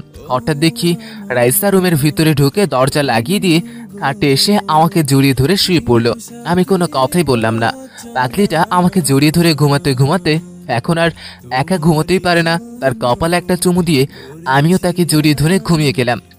দেখতে দেখতে বিয়ের দিন চলে এলো। আজ গায়ে হলুদ, তাই সকালে ঘুম থেকে উঠে ফ্রেশ হয়ে রুম থেকে বেরিয়ে এসে দেখি অনেক মেহমান চলে এসেছে। হঠাৎ একটা মেয়ের দিকে চোখ যেতেই আমার ভয় শুরু হয়ে গেল, কারণ এ আর কেউই নয়, আমার মামাতো বোন নদী। আমাকে সে অনেকবার ভালোবাসার কথা বলেছে। আমি প্রতিবার না করে দিয়েছি, কিন্তু তার একটা অভ্যাস আছে, যখন তখন জড়িয়ে ধরে। না, ওর ধারে কাছে থাকা যাবে না। আমি আবার আমার রুমে চলে এলাম। এসে যেই না রুমের দরজা বন্ধ করব, তার আগেই নদী আমার রুমে ঢুকে গেল। তখন আমি বললাম, কি ব্যাপার নদী, তুমি আমার রুমে আসলে কেন? সেই কখন তোমাদের বাসায় আসলাম, সবার সাথে কথা হয়েছে, কিন্তু তোমার সাথে এখনো হয় নাই, তাই ভাবলাম তোমার সাথে দেখা করে আসি। দেখা হয়েছে, এবার তুমি আসতে পারো। না, আমি কোথাও যাব না। আমি এখন তোমার সাথে বসে গল্প করব। আমার এখন গল্প করার সময় নেই, বাইরে অনেক কাজ আছে। যদি তোমার কাজ থাকতো তাহলে আমাকে দেখে রুমে আসতে না। কে বলেছে আমি তোমাকে দেখে রুমে আসছি? আমি দেখেছি, তুমি আমাকে দেখে তাড়াতাড়ি রুমে চলে আসলে, তাই আমিও তোমার পিছনে তাড়াতাড়ি এসে তোমার সাথে ঢুকে গেলাম। আমি মোটেও তোমাকে দেখে রুমে আসি নাই, আমার মোবাইলটা রুমে রেখে গিয়েছিলাম, তাই মোবাইল নিতে রুমে আসছিলাম। আচ্ছা ঠিক আছে, এখন ওগুলো বাদ দাও। বাইরে গেলে আমার জন্য আইসক্রিম আর চকলেট নিয়ে আসবে। আমি পারবো না, তুই গিয়ে নিয়ে আয়, আমার এখন হাতে কাজ আছে। ওকে ঠিক আছে, লাগবো না। একটা কথা বলে যা, তোর কি রং পছন্দ? আমার নীল কালার বেশি পছন্দ। আচ্ছা ঠিক আছে, তাহলে যা। আমি আর কোনো কথা না বলে আমার রুম থেকে বেরিয়ে এসে বাইর হয়ে গেলাম। মার্কেটে গিয়ে হলুদের কিছু যাবতীয় জিনিস কিনে বাসায় চলে আসলাম। জিনিসগুলো আমার খাটে রেখে ওয়াশরুমে চলে গেলাম। ফ্রেশ হয়ে বের হয়ে দেখি রাইসা রুমে আমার খাটে বসে আমার মোবাইল টিপতেছে। তখন আমি বললাম, তুমি কখন এলে রুমে? অল্প কিছুক্ষণ হবে, তোমাকে সকাল থেকে দেখি নাই, তাই আম্মু আমার মা থেকে বলছিলাম তোমার কথা। আম্মু বলল তুমি নাকি রুমে আছো, তাই তোমার রুমেই চলে আসলাম। ওহ, তা সকাল থেকে কিছু খেয়েছো? খেয়েছি। রাসেল আমাকে একটু জড়িয়ে ধরো না, আমার থেকে আজকে কেমন জানি লাগছে। আচ্ছা আসো। তারপর আরো কিছুক্ষণ থেকে রাইসা চলে গেল। আর রাফি নাকি আসতে পারবে না, ওর স্ত্রী প্রেগনেন্ট। সাফা আসতে পারবে না, তার নাকি আম্মু অসুস্থ। আর আরিফ বলেছে বিয়ের দিন আসবে। তো যাই হোক, দেখতে দেখতে হলুদের অনুষ্ঠান শুরু হয়ে গেছে। আমি একটা হলুদ পাঞ্জাবি পরেছি, যেটা রাইসা আমাকে দিয়েছে। আর রাইসা একটা হলুদ শাড়ি পরেছে। রাইসাকে আজকে অনেক সুন্দর লাগছে। আমি চুরি করে রাইসার কয়টা ছবি তুলে নিলাম। আমি আর রাইসা উঠলাম স্টেজে। নদীর দিকে তাকিয়ে দেখে চোখ মুখ লাল করে বসে আছে। আমি তার দিকে না তাকিয়ে রাইসা আর আমি ভাইয়াকে হলুদ লাগিয়ে দুজনে গিয়ে একটা কোনায় চেয়ারে গিয়ে বসলাম। তারপর নাচ গান শুরু হলো। সবকিছু শেষ করে আমি রুমে চলে আসলাম। রুমে এসে জামা কাপড় চেঞ্জ করে ফ্রেশ হয়ে বিছানায় শুয়ে পড়লাম। হঠাৎ মনে হলো দরজা তো বন্ধ করে নেই, তাই উঠে দরজা বন্ধ করে গেলাম। যেই না দরজা বন্ধ করতে যাব, অমনি রাইসা ভিতরে ঢুকে গেল। রাইসা, তুমি এত রাতে কেন আসলে? বাড়িতে অনেক মেহমান, কেউ দেখলে কি বলবে? আমি এত কিছু শুনতে চাই না, আমার আর একা একা ঘুম আসে না। আমি তোমার সাথে ঘুমাবো, সকালে সবাই ওঠার আগে চলে যাব। ঠিক আছে, সকালে কিন্তু তাড়াতাড়ি চলে যাবে। আমার পাওনা দিয়ে দাও, আজকে সকাল থেকে একটাও পাই নাই। না, আমি পারবো না। আচ্ছা, তুমি এত রোমান্টিক কেন? তোকে পারতে হবে না। আর কি বললে? আমি এত রোমান্টিক কেন? আমার না তোমার ঠোঁট দুটো দেখলে আর নিজেকে ধরে রাখতে পারি না। তোমার ঠোঁট দুটো চকলেটের মতো, খালি চুষতে মন চায়। ও মা, তাই নাকি? তাহলে তো এবার তোমার ঠোঁটের স্বাদ নিতে হবে। তোমারটা চুষতে কেমন দেখতে হবে? আমি কি তোমাকে ধরে রাখছি? তোমার জিনিস, তুমি যে কোনো টাইমে স্বাদ গ্রহণ করতে পারো। আমি আর কোনো কথা না বলে রাইসার ঠোঁট দুটো আমার ঠোঁট দিয়ে চেপে ধরলাম। রাইসা আমার চুল খামচে ধরে আছে। আমি নিজেকে অনেক কন্ট্রোল করে তারপর রাইসাকে ছেড়ে দিলাম। দুজনকে জড়িয়ে ধরে ঘুমিয়ে পড়লাম। সকালে ঘুম থেকে উঠে দেখি রাইসা নেই। পাগলিটা সকাল সকাল চলে গেছে। ঘড়ির দিকে তাকিয়ে দেখি সকাল 10টা বেজে গেছে। তাই আর বসে না থেকে ওয়াশরুমে ঢুকে গোসল করে এসে জামা কাপড় পরে রেডি হয়ে গেলাম। দেখতে দেখতে বিয়েটা হয়ে গেছে। বিয়ে বাড়ি থেকে এসে আমার রুমে ঢুকে ফ্রেশ হয়ে বিছানায় বসলাম। হঠাৎ দেখি নদী আমার রুমে ঢুকে দরজা আটকে দিল। আমি বললাম, কি ব্যাপার নদী, তুমি আমার রুমে ঢুকে দরজা বন্ধ করলে কেন? তোমার সাথে রাইসার কি সম্পর্ক? তা তোমাকে বলবো কেন? আমি জানতে চাই তুমি ওই রাইসার সাথে এত হেসে হেসে কথা বলো কেন? ওকে, তাহলে শোনো, আমি রাইসাকে ভালোবাসি আর রাইসা আমাকে ভালোবাসে। এবার তুমি আসতে পারো। তুমি আমার না হলে আমি তোমাকে কাউকে পেতে দেব না। কি করতে চাও তুমি? আমি এখন যেটা করব তা তুমি কল্পনাও করতে পারবে না। দেখি তুমি কি করতে পারো। ওকে দেখো আমি কি করতে পারি। কথাগুলো বলে নদী তার গায়ের জামা কাপড় ছিঁড়ে ফেলে, তারপর জোরে জোরে চিৎকার করতে থাকে। আমি তার এসব দেখে কথা বলার ভাষা হারিয়ে ফেলেছি। তার চিৎকার শুনে বাড়ির সব লোক আমার রুমের দরজা ধাক্কাতে থাকে। নদী দৌড়ে গিয়ে দরজা খুলে দিল। আমি তাকিয়ে দেখি আব্বু, আম্মু, ভাইয়া, রাইসা সবাই দরজার সামনে দাঁড়িয়ে আছে। তখন আম্মু বলল, কি রে নদী, তোর কি হয়েছে? আর তোর জামা কাপড় ছিঁড়া কেন? আমি রাসেলের কাছে আসলাম, বিয়ে বাড়িতে আমার যে ছবিগুলো তুলেছে সেগুলো নিতে আসছিলাম, কিন্তু রাসেল আমাকে একা রুমে পেয়ে আমার সাথে জোর করে। আম্মু, তুমি বিশ্বাস করো, ও সবকিছু মিথ্যা বলেছে। আমি ওর ঠাস করে 2টা থাপ্পড় মেরে দিয়ে বলল, কোনো মেয়ে নিজের ইজ্জত নিয়ে মিথ্যে কথা বলে না। আর তুই বলছিস ও মিথ্যে বলছে? তোকে আমি কত ভালো মনে করেছিলাম, কিন্তু তুই যে এমনটা করবি আমি কল্পনাও করতে পারিনি। আজকে বিয়ের দিনে তুই এমনটা করতে পারলি? তোকে শাসনের উপর রাখছিলাম যাতে কোনো কিছু করতে ভয় পাস, কিন্তু তুই যেটা করলি ওটা আমার ভাবতে অবাক লাগে। আমার ছেলে হয়ে তুই এরকম করলি। আমি তখন রাইসার হাত ধরে বললাম, রাইসা, তুমি তো আমাকে বিশ্বাস করো, তুমি বলো আমি কি এরকম কাজ করতে পারি? তুমি একটু আব্বু আম্মুকে বুঝিয়ে বলো। তার হাত ধরে কান্না করে বললাম। তারপর রাইসা এমন কিছু করবে আমি কল্পনা করতে পারিনি। যাকে বিশ্বাস করে ভালোবাসলাম সে আমার সাথে এরকম করতে পারলো। তোকে আমি অনেক বিশ্বাস করতাম, কিন্তু তুই যে এমন একটা করবি আমার জানা ছিল না। তুই একটা মেয়েকে, ছি ছি ছি, আমার ভাবতেই অবাক লাগে তোর মতো একটা ছেলেকে আমি ভালোবেসেছি। আরে তোর যদি এতই ভোগ করার ইচ্ছে থাকে তাহলে আমাকে বলতি, তোকে আমি আমার শরীর উজাড় করে দিতাম। রাইসা, লাস্ট পর্যন্ত তুমিও আমাকে অবিশ্বাস করলে। আমি মনে করেছি সবাই আমাকে অবিশ্বাস করলেও তুমি আমাকে বিশ্বাস করবে, কিন্তু তুমি তাদের মতো আমাকে। থাক, আমি যতই তোমাদের সত্যি কথা বলবো কেউ আমার কথা বিশ্বাস করবে না। তুই আর 1 মিনিটে বাসা থাকতে পারবি না। তুই বাসা থেকে বেরিয়ে যা। এখন থেকে আমি মনে করবো আমার এক ছেলে। আমি বাসা থেকে বেরিয়ে গেলে তোমরা খুশি হবে? আম্মু কান্না করে সব ভাসিয়ে ফেলেছে, আর নদী সবার পিছনে দাঁড়িয়ে মুচকি মুচকি হাসছে। রাইসা তো কান্না করে যাচ্ছে, ভাইয়া কোনো কথাই বলছে না। তুই চলে গেলে আমি খুশি হব। তোর মতো জানোয়ার আমার বাড়ি ঠাঁই নেই। ওকে, তাহলে আমি চলে যাচ্ছি। আর যাবার আগে একটা কথা বলি, আমাকে যে মিথ্যা অপবাদ দিয়ে ঘর ছাড়া করেছে তাকে আল্লাহ কোনো দিন ক্ষমা করবে না। তোমরা হয়তো জানো না, তোমাদের ছেড়ে 1 বছর 6 মাস থাকতে অনেক কষ্ট হয়েছে। এখন আবার জানোয়ার উপাধি নিয়ে বের হয়ে গেলাম। তবে একটা কথা মনে রাখবে, সত্য কোনো দিন চাপা থাকে না, একদিন না একদিন প্রকাশ হবেই। সে অনেক আফসোস করবে, কিন্তু তোমাদের ছেলেকে আর 1000 চেষ্টা করেও খুঁজে পাবে না। আমি চলে যাচ্ছি, তোমরা সবাই ভালো থেকো। তারপর আমার মোবাইল আর ব্যাগ নিয়ে জেনা রুম থেকে বেরিয়ে আসতেই আম্মু বলল, রাসেল, তুই যাস না, তোকে ছাড়া তোর মা থাকতে পারবে না। না আম্মু, তোমরা একটা মেয়ের কথাই আমাকে অবিশ্বাস করেছো। একটা জানোয়ার ঘরে রাখা ঠিক নয়। তোমার শরীর যত্ন নিও, চলি। আমার কি অপরাধ ছিল? কেন তুমি আমার সাথে এমন করলে? তোমাকে আমি অনেক ভালোবাসি, সে তুমি আমাকে এমন কিছু দেখালে? আরে তোকে ভালো না বেশে যদি একটা রাস্তার ছেলেকে ভালোবাসতাম, সে ভালোবাসার মূল্য দিত। তুই আর কোনো দিনও আমার চোখের সামনে আসবি না। আমার সামনে আসলে তুই আমার মরা মুখ দেখবি। কান্না করে রুম থেকে বেরিয়ে গেল। তার সাথে সাথেই বের হয়ে গেল শুধু আম্মু আর ভাইয়া ছাড়া। রাসেল ভাই আমার, তুই বাড়ি থেকে যাইস না। তোকে সবাই অবিশ্বাস করলো, তোর এই ভাই তোকে বিশ্বাস করে। আমি জানি তুই কোনোদিনও এমন কাজ করতে পারবি না। প্লিজ ভাই আমার, তুই যাইস না এই বাড়ি থেকে।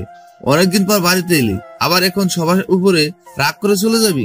না, আমি আর এই বাড়িতে থাকবো না। তুই আম্মুকে দেখে রাখিস, আম্মু আর তোর সাথে মোবাইলে কথা হবে। আমি এখন চলে যাই। তুই এখন কোথায় যাবি বাবা? আমি জানি তুই এই কাজ করবি না, কিন্তু রাগের মাথায় তোকে থাপ্পড় মেরে দিলাম। প্লিজ বাবা, তুই যাস না আমাকে ছেড়ে। না আম্মু, আমি তোমার থাপ্পড়ে কোনো কষ্ট পাইনি। কষ্ট পেয়েছি আমাকে আব্বু জানোয়ার উপাধি দিল। তোমার শরীরের যত্ন নিও বলে আমি বাসা থেকে বেরিয়ে গেলাম। পিছন থেকে আম্মু আর ভাইয়া অনেক ডেকেছে। আমি বাসার বাইরে এসে হাঁটতে লাগলাম। মোবাইলে হাতে কয়টা বাজে দেখতেই অবাক হয়ে গেলাম, কারণ আমি যখন মোবাইল টিপতে লাগলাম তখন আঙ্গুলের টাচকে কখন যে ভিডিও চালু হয়েছে আমি বলতে পারবো না, কারণ নদীর সাথে কথা বলতে বলতে আমি মোবাইলটা আয়নার সামনে রাখা ছিল। তারপর ভিডিওটা ভালো করে দেখি নদী নিজের ইচ্ছে সব কিছু করেছে, তাই আমি দাঁড়িয়ে না থেকে রাস্তার এক পাশে বসে ভিডিওটা যখন নদী আমার রুমে ঢুকে ওখান থেকে আর সবাই যে সময় আমার রুমে ঢুকে এখন পর্যন্ত কেটে নিলাম। সবাই রুমে ঢোকার পরে কি হলো সবাই জানেন। তারপর ভিডিওটা রাইসার মোবাইলে পাঠিয়ে দিলাম আর একটা SMS দিলাম, ভিডিওটা দেখার পর আমাকে খুঁজে আর লাভ হবে না, তোমার মতো মেয়েকে ভালোবাসা আমার মতো ছেলের যোগ্য আছে, আমার থেকে ভালো ছেলে পেলে বিয়ে করে নিও। 4 বছর পর আজ আমি একজন বিজনেসম্যান, বাংলাদেশের টপদের একজন। চলুন ঘুরে আসি বাড়ি থেকে। বেরিয়ে আসার পর কি হলো, আমি রাইসাকে SMS দিয়ে রাস্তা দিয়ে হেঁটে হেঁটে যাচ্ছিলাম, হঠাৎ একটা গাড়ি এসে ধাক্কা দেয়। ধাক্কা খেয়ে আমি রাস্তার এক পাশে পড়ে গেলাম। ঝাপসা চোখে দেখলাম একজন লোক আমার কাছে দৌড়ে আসছে। লোকটি কাছাকাছি আসতেই আমার আর কিছু মনে নেই, চোখ খুলে দেখি বাবার বয়সী একজন লোক আমার পাশে বসে আছে। আমাকে চোখ খুলতে দেখে তিনি আমাকে বলল, এখন কেমন লাগছে বাবা? মোটামুটি ভালো, তবে মাথাটা খুব ব্যথা করছে। চিন্তা করো না, আস্তে আস্তে সব ঠিক হয়ে যাবে। তা তোমার বাসা কোথায়? তোমার নাম কি? আমার নাম রাসেল, আমার বাড়ি লক্ষ্মীপুর। তা তুমি এত রাতে রাস্তায় কি করো? আমি তোমাকে অনেকবার হরন দিছি, কিন্তু তুমি রাস্তা থেকে সরো না। আমি গাড়ি থেকে নেমে তোমার কাছে যেতে যেতে একটা গাড়ি এসে তোমাকে ধাক্কা মেরে চলে যায়। তারপর তোমার কাছে দৌড়ে গিয়ে দেখি তুমি জ্ঞান হারিয়ে ফেলেছো। তারপর তোমাকে আমার গাড়ি করে হাসপাতালে নিয়ে আসি। আজ তোমার 3 দিন পর জ্ঞান ফিরেছে। আমি অন্য মনস্ক ছিলাম, একটা ভুল বোঝাবুঝির কারণে আমাকে ঘর থেকে বের করে দিল। তা কি কারণ আমি কি জানতে পারি? তাহলে শুনুন, তারপর বাসায় কি হলো সব কিছু খুলে বললাম। চিন্তা করো না, সব ঠিক হয়ে যাবে। তুমি রেস্ট নাও, আমি ডাক্তারের কাছ থেকে জেনে আসি তোমাকে কখন বাসায় নেওয়া যাবে। ঠিক আছে। উনি চলে গেল ডাক্তারের কাছে, আমিও আবারও ঘুমিয়ে গেলাম। দেখতে দেখতে 4 দিন চলে গেল। আজকে আমাকে ওনার বাসায় নিয়ে এলো। এই 4 দিন লোকটি আমাকে একা রেখে কোথাও যায়নি। বাসায় আসার পর আমাকে একটা রুমে নিয়ে গেল। তারপর লোকটা বলল, এখন তুমি রেস্ট নাও, তোমার যা কিছু লাগবে বউয়া এসে তোমাকে দিয়ে যাবে। ঠিক আছে। আর আপনার বাসায় কেউ নেই? আমাকে আপনি করে নয়, আঙ্কেল বলে ডাকবে। এই পৃথিবীতে আমার কেউ নেই। আমার ওয়াইফ আমার একটা ছেলে জন্ম দিয়ে পৃথিবী থেকে বিদায় নিয়ে চলে গেছে। তারপর আমার ছেলের যখন 5 বছর, তখন তার একটা রোগ ধরা পড়ে। অনেক বড় বড় ডাক্তার দেখিয়েছি, কিন্তু কোনো লাভ হলো না। সেও আমাকে চলে যায়। তারপর নিজের ব্যবসা নিয়ে পড়ে আসি। দ্বিতীয়বার কোনো বিয়ে করিনি। ওহ সরি আঙ্কেল, আমি বুঝতে পারি নাই। ওকে, সমস্যা নেই, তুমি রেস্ট নাও। আমি বুয়াকে বলে দেবো, সে তোমার ওষুধ যাবতীয় যা লাগে সবকিছু দিয়ে যাবে। ঠিক আছে আঙ্কেল। আঙ্কেল আর কিছু না বলে রুম থেকে বেরিয়ে গেল। আমি আর কোনো কথা না বলে ঘুমিয়ে গেলাম। বিকেলে ঘুম থেকে উঠে দেখি আঙ্কেল আমার সামনে দাঁড়িয়ে আছে। এখন কেমন লাগছে? জি আঙ্কেল, অনেকটাই ভালো। ঠিক আছে, তাহলে আসো তোমাকে ওয়াশরুমে নিয়ে যাই। তারপর আঙ্কেল আমাকে ধরে ওয়াশরুমে নিয়ে গেল। ফ্রেশ হওয়ার পর আঙ্কেল আবার আমাকে বিছানায় শুয়ে দিল। তারপর হালকা নাস্তা করিয়ে ওষুধ খাইয়ে দিয়ে চলে গেল। দেখতে দেখতে 15 দিন চলে গেল। এখন আমি সুস্থ। একদিন রাতে খাবার টেবিলে আমি আঙ্কেলকে বললাম, আঙ্কেল আমি আর ঘরে বসে কি করব, এখন তো আমি সুস্থ, তাই বলছিলাম কি আপনার অফিসে কাল থেকে জয়েন করতে চাই। আরে কিছুদিন রেস্ট নাও, তারপর তোমাকে অফিস বসিয়ে দিয়ে আমি রেস্ট নিব। ঠিক আছে আঙ্কেল। রাতের খাবার খেয়ে এসে শুয়ে শুয়ে ভাবতে লাগলাম, আমার পরিবার আমাকে বিশ্বাস করে নাই, কিন্তু যিনি আমাকে চেনে না জানে না সে আমাকে বিশ্বাস করে তার বাসায় থাকতে দিয়েছেন। এখন আবার তার অফিসের দায়িত্ব আমার হাতে তুলে দিবে। আব্বু, তুমি আমাকে একটা মেয়ের কথায় অবিশ্বাস করলে, একটা বারও আমার কথা বিশ্বাস করলে না। এসব কিছু ভাবতে ভাবতে ঘুমিয়ে গেলাম। দেখতে দেখতে 5 দিন চলে গেল। আজকে থেকে আঙ্কেলের অফিস দেখাশোনা আমি করব। সকালে ঘুম থেকে উঠে ফ্রেশ হয়ে নাস্তা করে আঙ্কেলের সাথে অফিস চলে গেলাম। তারপর সবার সাথে পরিচয় করিয়ে দিল। আঙ্কেলের সাথে তার কেবিনে গেলাম। আমি একটা চেয়ার টেনে বসলাম। তখন আঙ্কেল কাকে জানি ফোন দিল। কিছুক্ষণ পর একটা লোক অনুমতি নিয়ে কেবিনে ঢুকলো। আঙ্কেল বলল, বসুন, এ হচ্ছে রাসেল, আজ থেকে এই অফিসের বস। আমি রাসেলকে অফিসের সবকিছু বুঝিয়ে দিবেন। জি স্যার, আপনি কোনো চিন্তা করবেন না, আমি স্যারকে সব বুঝিয়ে বলে দেব। রাসেল, তোমাকে ম্যানেজার সবকিছু বুঝিয়ে দেবে। তুমি তোমার মেধা দিয়ে অফিসটাকে উপরে নিয়ে যাবে। আমার জন্য দোয়া করবেন, আমি যেন সবার মন জয় করে নিতে পারি। আমি আমার সবকিছু দিয়ে চেষ্টা করে যাব। ওকে, তাহলে তুমি অফিসের সবকিছু বুঝিয়ে নাও, আমি বাসায় চলে যাচ্ছি। ঠিক আছে আঙ্কেল। আঙ্কেল চলে গেল। তারপর ম্যানেজার আমাকে অফিসের সবকিছু বুঝিয়ে দিল। দেখতে দেখতে 3 বছর চলে গেল। অফিসে বসে কাজ করতে লাগলাম। হঠাৎ একটা ফোন আসলো। হ্যালো, কে বলছেন? জি স্যার, আমি আপনাদের বাসার দারোয়ান খালেক বলছি। কি হয়েছে? তুমি কান্না করছো কেন? তোমার আঙ্কেল হঠাৎ স্ট্রোক করেছে, আমি এই হাসপাতালে নিয়ে আসছি, আপনি তাড়াতাড়ি চলে আসুন। ঠিক আছে, আমি এখনই আসছি। ফোন কেটে অফিস থেকে বেরিয়ে গাড়ি নিয়ে দারোয়ান চাচা যে হাসপাতালে কথা বলেছে দ্রুত চলে গেলাম। ভিতরে গিয়ে চাচাকে ফোন দিলাম। চাচা এসে আমাকে আঙ্কেলের কেবিনে নিয়ে গেল। আঙ্কেলের ভিতরে অপারেশন চলছে। 30 মিনিট পর ডাক্তার বের হলো। আমি ডাক্তারের কাছে গিয়ে বললাম, ডাক্তার, আঙ্কেলের এখন কি অবস্থা? দেখুন, আমরা অনেক চেষ্টা করেছি, কিন্তু উনাকে বাঁচাতে পারলাম না। উনি আগেও 2 বার স্ট্রোক করেছে, কিন্তু এবার আমরা ওনাকে বাঁচাতে পারিনি। আমি কোনো কথা বলছি না, শুধু কান্না করে যাচ্ছি। চাচা আমাকে সান্ত্বনা দিতে লাগলো। তার আঙ্কেলের লাশ নিয়ে দাফন সম্পূর্ণ করে বাসায় চলে আসলাম। দেখতে দেখতে 1 বছর চলে গেল। এখন আমি বাংলাদেশের টপ বিজনেসের মধ্যে একজন। আঙ্কেল মারা যাওয়ার আগে ওনার বাড়ি, গাড়ি, ব্যাংক, অফিস সবকিছুই আমার নামে করে দিয়ে গেছে। আমি এখন ঢাকা যাওয়ার পথে। আপনাদের একটা কথা বলা হয় নাই। আঙ্কেলের বাসা ছিল ফরিদপুর। ওই দিন আঙ্কেল একটা কাজের জন্য লক্ষ্মীপুর আসে। কাজ শেষ করে বাসায় যেতে আমার দুর্ঘটনা ঘটে। তারপর কি হলো আপনারা তো জানেন। ঢাকায় একটা প্রজেক্টের জন্য যাওয়া। আমি চাইছিলাম ম্যানেজার আঙ্কেলকে পাঠিয়ে দিব, কিন্তু তারা বলেছেন আমাকে যাওয়া লাগবে। তো কি আর করা, প্রায় 5 ঘন্টা পর ঢাকায় এসে একটা হোটেলে উঠলাম। আস্তে আস্তে বিকেল হয়ে গেল। তারপর ফ্রেশ হয়ে খাবার অর্ডার দিলাম। কিছুক্ষণ পর ওয়েটার খাবার নিয়ে গেল। খাবার খেয়ে প্রজেক্টের কাগজপত্র ঠিক করে দেখে নিলাম। কাজ করতে করতে রাত 10টা বেজে গেল। তারপর রাতের খাবার খেয়ে এসে শুয়ে পড়লাম। এখনো রাইসার কথা মনে পড়ে। অনেক ভালোবাসি, তাই ভুলতে পারিনি। কিন্তু তার একটা কথা অনেক কষ্ট লাগেছে। তার সামনে গেলে নাকি তার মরা মুখ দেখব। সকালে ঘুম থেকে উঠে ফ্রেশ হয়ে নাস্তা করে গাড়ি নিয়ে আব্দুল হামিদ কোম্পানি লিমিটেড যে অফিস প্রজেক্টের জন্য আসলাম, অফিসে চলে গেলাম। ভিতরে গিয়ে ওয়েটিং রুমে বসে রইলাম।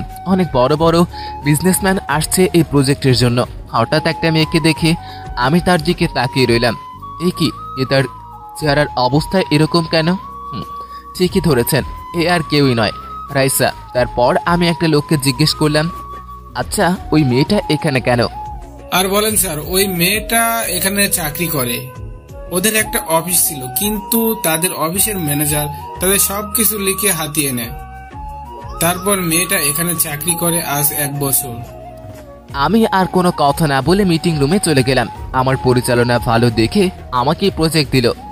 তারপর মিটিং শেষ করে বাইরে আসতেই একটা মেয়ে শক্ত করে জড়িয়ে ধরলো। আমি তার দিকে তাকিয়ে দেখি আর কেউই নয়, এ হচ্ছে রাইসা। কি ব্যাপার, আপনি আমাকে জড়িয়ে ধরলেন কেন? রাসেল, তুমি আমাকে ক্ষমা করে দাও। আমি না বুঝে অনেক বড় ভুল করে ফেলেছি। আমি জানতাম না নদী তোমার সাথে এরকম করবে। জানলে তোমাকে কখনো আমি ভুল বুঝে অপমান করতাম না। প্লিজ তুমি আমাকে মাফ করে দাও। আপনি আমাকে বলছেন? আমি তো আপনাকে চিনতে পারলাম না। প্লিজ তুমি আমার সাথে না চেনার ভান করো না। আমি জানি তুমি আমার উপর রাগ করে আছো। তোমার দেওয়া ভিডিও দেখে নিজেকে আমি আর ধরে রাখতে পারলাম না। আমি বাড়ি থেকে বেরিয়ে তোমাকে অনেক খুঁজেছি, কিন্তু তোমাকে পাইনি। তারপর প্রায় 1 বছরের মতো তোমাকে খুঁজে বেরিয়েছি, কিন্তু কোথাও পাইনি। আমার বিশ্বাস ছিল একদিন না একদিন তোমাকে আমি খুঁজে পাবো। আল্লাহর কাছে অনেক বলেছি তোমাকে আমার কাছে ফিরিয়ে দিতে। আল্লাহ আজ 4 বছর পর আমার ডাকে সাড়া দিচ্ছে। আমি তোমাকে আর হারাতে চাই না। আমাকে মাফ করে দাও রাসেল, আমি অনেক বড় ভুল করে ফেলেছি। তুমি আমাকে যে শাস্তি দিবে আমি মাথা পেতে নিব, তবুও তুমি আমাকে ছেড়ে যেও না। আমি মনে করছি সবাই আমাকে অবিশ্বাস করলেও তুমি অন্তত আমাকে বিশ্বাস করবে, কিন্তু আমার ধারণা ছিল ভুল। তুমি সবার সামনে আমাকে থাপ্পড় দিলে। আবার কি বলেছ, আমার থেকে রাস্তার অনেক ভালো ছিল। আমার মতো জানোয়ারকে ভালো না বেশি রাস্তার কুকুরকে পুষলে অনেক ভালো হতো, সেই সময় তোমার পাশে থাকতো।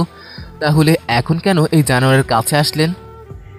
আমি মনে করেছি একটা মিথ্যা মেয়ে তার ইজ্জত নিয়ে কখনো বলবে না, তাই তার কথা বিশ্বাস করে তোমাকে এতগুলো কথা বলেছি। আমি জানতাম না এসব নদীর সাজানোর নাটক ছিল। পরে যখন ভিডিও দেখি, তারপর নদীর কাছে যাই, তখন আমায়ও আর বলতে না দিয়ে আমি বললাম, বাস আর বলতে হবে না, তার কথা বাদই দিলাম। কিন্তু তুমি তো আমাকে ভালোবাসতে, সে তুমি আমার সাথে কি করলে? আরে তোমার মনে কোনো ভালোবাসা ছিল না। তুমি যদি সত্যি আমাকে ভালোবাসতে তাহলে আরেকটা মেয়ের কথায় আমাকে তুমি অবিশ্বাস করতে না। আরে তুমি কি করে ভাবলে তোমাকে ভালোবেসে আমি অন্য একটা মেয়ের সাথে এরকম করব? তুমি তো আমার সাথে অনেক কিছু করতে চেয়েছো, কিন্তু আমি তোমাকে কি বললাম, যা হবে বিয়ের পরে। আর সেই তুমি কিভাবে বিশ্বাস করলে একটা মেয়ের কথা? ওকে, ভালো থেকো। আর তুমি বলেছো তোমার সামনে গেলে তোমার মরা মুখ দেখবো। আমি তোমার সামনেই যাই নাই, তুমি নিজে ইচ্ছে এলে। রাইসাকে আর কোনো কথা বলতে না দিয়ে চলে আসলাম। হোটেলে এসে ম্যানেজারকে ফোন দিয়ে বললাম আমি 1 মাস অফিসে আসতে পারবো না, কারণ আমি রাইসার অফিসার ম্যানেজারকে কঠিন শাস্তি দিতে হবে। আমি আবার রাইসাদের অফিসে তাদের ফিরিয়ে দিব। আমার ম্যানেজার আঙ্কেল অনেক ভালো, নিজের অফিস মনে করে কাজ করবে। ওকে, তাই হোক। আমি ফ্রেশ হয়ে দুপুরে খাবার খেয়ে শুয়ে পড়লাম। এবার চলুন 4 বছর আগে একটা সত্য ঘটনা বলি। একদিন আমি বাইরে থেকে বাসায় এসে রুমের দিকে যেতেই হঠাৎ আম্মুর রুম থেকে কিছু কথা আমার কানে আসে, তাই আমি শোনার জন্য রুমের কাছে গেলাম। তখন আমি যেটা শুনলাম আমি তো নিজের কানকে বিশ্বাস করতে পারিনি। তাহলে চলুন রুমে কি কথা হলো। আম্মু, রাসেলকে কিভাবে ওই মেয়েটার থেকে সরানো যায়? কিছু তো একটা বুদ্ধি বাহির কর, আমার মাথায় কিছু আসছে না। আম্মু, আমার মাথায় একটা বুদ্ধি এলো। রাসেলকে সাহায্য করতে পারবে নদী। তুমি নদীকে আমার বিয়েতে দাওয়াত করে নিয়ে আসো, তারপরে কি করা লাগে আমি করব। কি বুদ্ধি, তাড়াতাড়ি বল। তুই ঠিক বলছিস, আমার কত ইচ্ছে ছিল নদীকে আমার ঘরের বউ করে আনবো, কিন্তু রাসেল তোর আঙ্কেলের মেয়ের প্রেমে হাবুডুবু খাচ্ছে। আমি বেঁচে থাকতে কোনোদিনও হতে দিব না। ওকে, তাহলে এই কথাই রইল। আমি এখন যাই, রাসেল কিছুক্ষণের মধ্যে চলে আসবে। ঠিক আছে, যা তাহলে। আমি আর দাঁড়িয়ে না থেকে আমার রুমে চলে এলাম। আমি আম্মুকে এত ভালোবাসতাম, আর সেই আম্মু আমাকে রাইসার কাছ থেকে সরানোর জন্য কি করতে লাগলো। ভাইয়াকে আমি বিশ্বাস করে মাফ করে দিয়েছি, কিন্তু আমি আসার টাইমে বলেছিলাম তাদের সাথে ফোনে কথা হবে, কিন্তু আমি জানি বাসা থেকে বেরিয়ে এসে কারোর সাথে যোগাযোগ করব না। তো যাই হোক, তারপর কি হলো আপনারা তো জানেনই। বর্তমান পিছনের কথা বলতে বলতে ঘুমিয়ে গেলাম। বিকেলে ঘুম থেকে উঠে ফ্রেশ হয়ে একটু বাইরে গেলাম, একটা পার্কে গিয়ে বসলাম। হঠাৎ ছোট একটা মেয়ের দিকে চোখ গেল, দেখতে অনেক সুন্দর, বেলুন নিয়ে খেলা করছে। আমি তার কাছে গেলাম, তখন আমি বললাম তোমার নাম কি মামনি? আমার নাম বিন। তুমি কার সাথে এখানে এলে? আমার আব্বু আম্মুর সাথে। তোমার আব্বু আম্মু কোথায়? আমার দ্বন্দ্ব চকলেট আনতেছে। মামনি, এই নাও তোমার চকলেট। পিছন থেকে একটা লোক বলল। আমি পিছনে ফিরে দেখি এ আর কেউই নয়, আমার ভাইয়া আর ভাবি। তখন ভাইয়া আমাকে দেখে জড়িয়ে ধরলো, তার মানে মিম আমার ভাইজি। তারপর ভাইয়া আমাকে বলতে লাগলো, রাসেল, তুই আমাকে মাফ করে দে। আমি না বুঝে তোর সাথে অনেক বড় অন্যায় করে ফেলছি। আপনি কে? আপনাকে তো ঠিক চিনতে পারলাম না। এ তুমি বলছিস? তুই আমাকে চিনতে পারছিস না? আমি তোর বড় ভাই, এ তোর ভাবি। বাবুর দিকে হাত দাঁড়িয়ে তোর জন্য আম্মু প্রতিদিন রাতে কান্না করে। আম্মু তার ভুল বুঝতে পেরেছে। প্লিজ ভাই আমার, তুই বাড়িতে চল। আব্বু যখন সত্যটা জেনেছে তখন তিনি অনেক অসুস্থ হয়ে পড়ে। তোর জন্য এখনো সবাই অপেক্ষা করে আছে। প্লিজ তুই আমাকে ক্ষমা করে দে। না, আমি আর ওই বাড়িতে যাব না। যে বাড়ি থেকে আমি জানোয়ার উপাধি নিয়ে বের হয়ে গেলাম, ওই বাড়িতে আমি কোনো দিনও যাব না। ভালো থেকো। আর কথা না বাড়িয়ে হোটেলে ফিরে এলাম। তারপর কিছুক্ষণ মোবাইল টিপে ম্যানেজার সাথে কথা বলে রাতের খাবার খেয়ে এসে ঘুমিয়ে গেলাম। সকালে হঠাৎ দরজার ঠকঠক আওয়াজে ঘুম ভেঙে গেল। শোয়া থেকে উঠে দরজা খুলে দিয়ে দেখি তাদের দেখলাম। আমি অনেক অবাক হয়ে গেলাম, তারা এখানে এলো কিভাবে? ঠিকই ধরেছেন, এরা আর কেউই নয়, এরা হচ্ছে আমার মা, বাবা, ভাই, ভাবি আর রাইসা। আম্মু হঠাৎ করে এমন কিছু একটা করতে যাবে আমি কল্পনাই করতে পারিনি। আম্মু আমাকে দেখে পা জড়িয়ে ধরতে গেল, আমি আম্মুকে আটকে দিলাম। তখন আম্মু বলল, আমাকে বাধা দিস না রাসেল, তোর সাথে আমি অনেক বড় অন্যায় করে ফেলেছি, তুই আমাকে ক্ষমা করে দে বাবা। আমি বুঝতে পারি নাই এমনটা হয়ে যাবে। আমি মনে করেছি রাইসার চোখে তোকে খারাপ বানিয়ে নদীর সাথে বিয়ে দেব, তাই নদীকে এমনটা করতে বললাম। আমি তোদের ভালোবাসায় হেরে গেছি। প্লিজ রাসেল, তুই আমাকে ক্ষমা করে দে। বাবা রাসেল, তোর আব্বুকে মাফ করে দে। আমি না বুঝে তোকে অনেক খারাপ কথা বলেছি। আমি জানতাম না তোর মা আর ভাইয়া তোর সাথে এরকম করেছে। প্লিজ রাসেল, তুই আমার। আব্বুকে আর কিছু বলতে না দিয়ে জড়িয়ে ধরলাম। বাবা তুমি কি করছো? তোমাদের পায়ের নিচে সন্তানের বেহেশত, তোমার উপরে অনেক রাগ ছিল, কিন্তু এখন আর নেই। কোনো বাবা এইভাবে দেখলে তোমার মতো করতো। বাবা রাসেল, তোর এই অপরাধী আহমুকে কি ক্ষমা করে দেওয়া যায় না? সবাই ক্ষমা পেয়েছে, তোর এ ভাই কি ক্ষমা পাবে না? হঠাৎ কে যেন আমার পা জড়িয়ে ধরলো। তাকিয়ে দেখি রাইসা। রাসেল, আমাকে তুমি মাফ করে দাও। আমি জানি তোমার সাথে আমি অনেক বড় অপরাধ করে ফেলেছি, আমি বুঝতে পারিনি। প্লিজ তুমি আমাকে ক্ষমা করে দাও। তুমি ক্ষমা না করা পর্যন্ত আমি তোমার পা ছাড়বো না। বাবা রাসেল, রাইসা মামুনিকে তুই মাফ করে দে। মেয়েটা তোর জন্য প্রতিটি রাত কাঁদে, খাওয়া দাওয়া ঠিকমতো করে না। বাবা মারা যাওয়ার পর মেয়েটা এখন একা হয়ে গেছে। কি আঙ্কেল মারা গেছে? কবে মারা গেছে? কি হয়েছে ওনার? তুই বাড়ি থেকে বের হয়ে যাওয়ার পর রাইসা তোর চিন্তায় অস্থির থাকে, অফিসে ঠিকভাবে মনোযোগ দিতে পারে না। এই ফাঁকে তাদের ম্যানেজার রাইসার কাছ থেকে তাদের সব কিছু সই করে নিয়ে যায়। তারপর তোর আঙ্কেল এইসব শুনে স্ট্রোক করে হাসপাতালে নিতে রাস্তায় মারা যায়। তারপর থেকে মেয়েটা একা হয়ে যায়। তারপর থেকে মেয়েটাকে আমাদের সাথে রেখে দিই। তার একা বাসায় থাকতে ভালো লাগে না, তাই একটা অফিসে চাকরি নেই। তুই তাকে মাফ করে দিয়ে আপন করে নে। তুই ছাড়া মেয়েটার আর কেউ নাই। আমি রাইসাকে নিচ থেকে উঠিয়ে চোখের পানি মুছিয়ে দিয়ে বললাম, হাই পাগলি, কে বলেছে তোমার কেউ নেই? আজ থেকে আমি তোমার পাশে আছি, তোমাকে কখনো কষ্ট পেতে দিব না। সারা জীবন এই রাসেলের বুকে জড়িয়ে রাখবো। কি পারবে না তোমার ভালোবাসার মানুষটাকে আঁকড়ে রাখতে? কথা শেষ হতেই রাইসা আমাকে জড়িয়ে বলল, পারবো। আমি তোমাকে আর অবিশ্বাস করব না। তুমি যেভাবে বললে আমি সেভাবে চলবো। তোমাকে আমি আর হারিয়ে যেতে দিব না। সারা জীবন তোমার বুকে মাথা রেখে জীবন পার করব। এখন কি তোমার ভাবি আর ভাইজিকে দেখবে না? আমি আর কোনো কথা না বলে মিমকে কোলে নিয়ে কপালে চুমু দিয়ে বললাম। তারপর ভাবিকে বললাম, না গো ভাবি, আমি কি তোমাকে ভুলতে পারি? তুমি আমার অনেক আদরের একটা ভাবি, তোমাকে ভুলি কি করে বলো তো? তা কেমন আছো? অনেক ভালো আছি, চলো সবাই বাসায় যাই। তারপর সবাই আমার বাসায় চলে আসলাম। প্রায় 5 ঘন্টা পর লক্ষ্মীপুর আসলাম। বাসায় এসে আমি আমার রুমে চলে গেলাম। রুমটা আগের মতোই আছে, দেখে মনে হয় এখানে কেউ থাকে। তখন আমি আম্মুকে ডাক দিলাম। আম্মু আমার রুমে এসে বলল, কি হয়েছে বাবা, ডাকলি কেন? আমার রুমে কে থাকে? তুই বাড়ি থেকে বের হয়ে যাওয়ার পর রাইসা এসে তোর থাকে, তোর ছবি বুকে জড়িয়ে নিয়ে সারা রাত পার করে। ও ঠিক আছে, রাইসাকে একটু আমার রুমে পাঠাও। ঠিক আছে, আমি পাঠিয়ে দিচ্ছি বলেই আম্মু চলে গেল। আমি আর দাঁড়িয়ে না থেকে ওয়াশরুমে চলে গেলাম। ফ্রেশ হয়ে বাইরে এসে দেখি রাইসা আমার রুমে বসে আছে। আমি পিছন থেকে জড়িয়ে ধরে বললাম, আমার পাগলিটাকে ছেড়ে থাকতে আমার অনেক কষ্ট হয়েছে, এখন সব কষ্ট উসুল করে নিব। তা কিভাবে? দাঁড়াও দেখাচ্ছি বলে 4 ঠোঁট এক করে দিলাম। রাইসা আমার সাথে তাল মিলিয়ে চলতে লাগলো।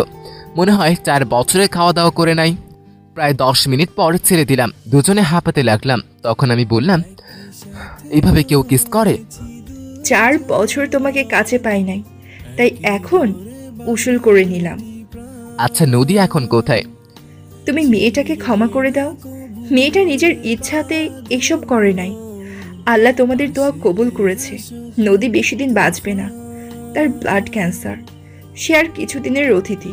প্লিজ তুমি তাকে মাফ করে দাও। ঠিক আছে, মাফ করে দিলাম। তারপর আরো কিছুক্ষণ কথা বলে রাইসা চলে গেল। আমি আর বসে না থেকে রাফিকে ফোন দিলাম। হ্যালো, কে বলছেন? ওই শালা তোর দুলাভাই। ভাই আমার তো বোন নেই, তাহলে আপনি কেন আমার দুলাভাই হলেন? আরে হারামি, আমি রাসেল, কেমন আছিস? ভাই আমার তো বোন নেই, তাহলে আপনি কেমনে আমার দুলাভাই হলেন? মামা তুই এতদিন কোথায় ছিলি? তোর কোনো খবর নেই। তোকে অনেক খুঁজেছি কিন্তু কোথাও পাইনি। তাহলে শোন, তারপর বাড়ি থেকে শুরু করে এখন পর্যন্ত কি হলো সব কিছুই খুলে বললাম। যাক, তাহলে অনেক ভালো। কিন্তু রাইসা মেয়েকে আর কষ্ট দিস না। মেয়েটা তুই চলে যাওয়ার পর অনেক ভেঙে পড়েছে। তারপর আরো কিছুক্ষণ কথা বলে দুপুরের খাবার খেয়ে এসে ঘুমিয়ে গেলাম। দেখতে দেখতে আজ আমার বিয়েটা আমার বাড়িতেই হবে। আমার অফিসের সব স্টাফকে দাওয়াত দেওয়া হলো। সুন্দরভাবে বিয়েটা হয়ে গেল। এবার চলুন বিয়ের আগে এই কয়দিন কি করেছি আমি রাইসার অফিসে গেলাম। তারপর অফিসের ম্যানেজারের সাথে কথা বলতে সাথে গোপন ক্যামেরা নিয়ে গেলাম। তারপর তাকে জিজ্ঞেস করলাম কেন সে মালিকের সাথে প্রতারণা করেছে। সে আমাকে বলেছে সে কৈফিয়ত কি তোকে দিতে হবে? তাকে বিশ্বাস করে সব দায়িত্ব দিয়েছে, কিন্তু তুই মালিকের সাথে প্রতারণা করলি। করেছি, বেশ করেছি। তা তুই এখন কি করবি? আমি কিছু করব না, যা করার তোর পুলিশ বাবারা। কি প্রমাণ আছে তোর কাছে? দেখবি তাহলে দেখ। ক্যামেরা দেখিয়ে বললাম, দেখলে এবার থানায় গিয়ে পুলিশের লাঠি চার্জ খাবি। তারপর ম্যানেজারকে পুলিশের কাছে ধরিয়ে দিলাম। আদালত তাকে যাবজ্জীবন কারাদণ্ড দিয়েছে। তো যাই হোক, আমি এখন বাসর ঘরের সামনে দাঁড়িয়ে আছি। সবাই আমাকে জোর করে ঢুকিয়ে দিল। বাসর ঘরে ঢুকে দেখি রাইসা খাটের উপরে ঘুমটা দিয়ে বসে আছে। আমাকে দেখে খাট থেকে নেমে সালাম করতে থাকে। বুকে জড়িয়ে নিলাম। তারপর দুজনে উজু করে এসে 2 রাকাত নফল নামাজ আদায় করে খাটে গিয়ে বসলাম। তোমাকে আজ অনেক সুন্দর লাগছে। আজকে তোমাকে অনেক ভালোবাসা দিব। আমি তোমার ভালোবাসা নিতে পারবো না, তুমি আমাকে অনেক কষ্ট দিয়েছো। আজকে সব কষ্ট দূর করে দিব বলে রাইসার দিকে যেতে লাগলাম। তুমি আমার কাছে আসবে না। কে শুনে কার কথা? আমি রাইসাকে খাটে ফেলে দিয়ে তার পুরো শরীরে কিস করতে লাগলাম। তার পেটের কাপড় সরিয়ে কিস করতে লাগলাম। আস্তে আস্তে নিচের দিকে যেতে লাগলাম। তারপর কি আমি আর কিছু জানি না। অনেক দেখেছেন, এবার আপনারা আসতে পারেন। সবাই আমাদের জন্য দোয়া করবেন, আমরা যেন সারা জীবন একসাথে থাকতে পারি।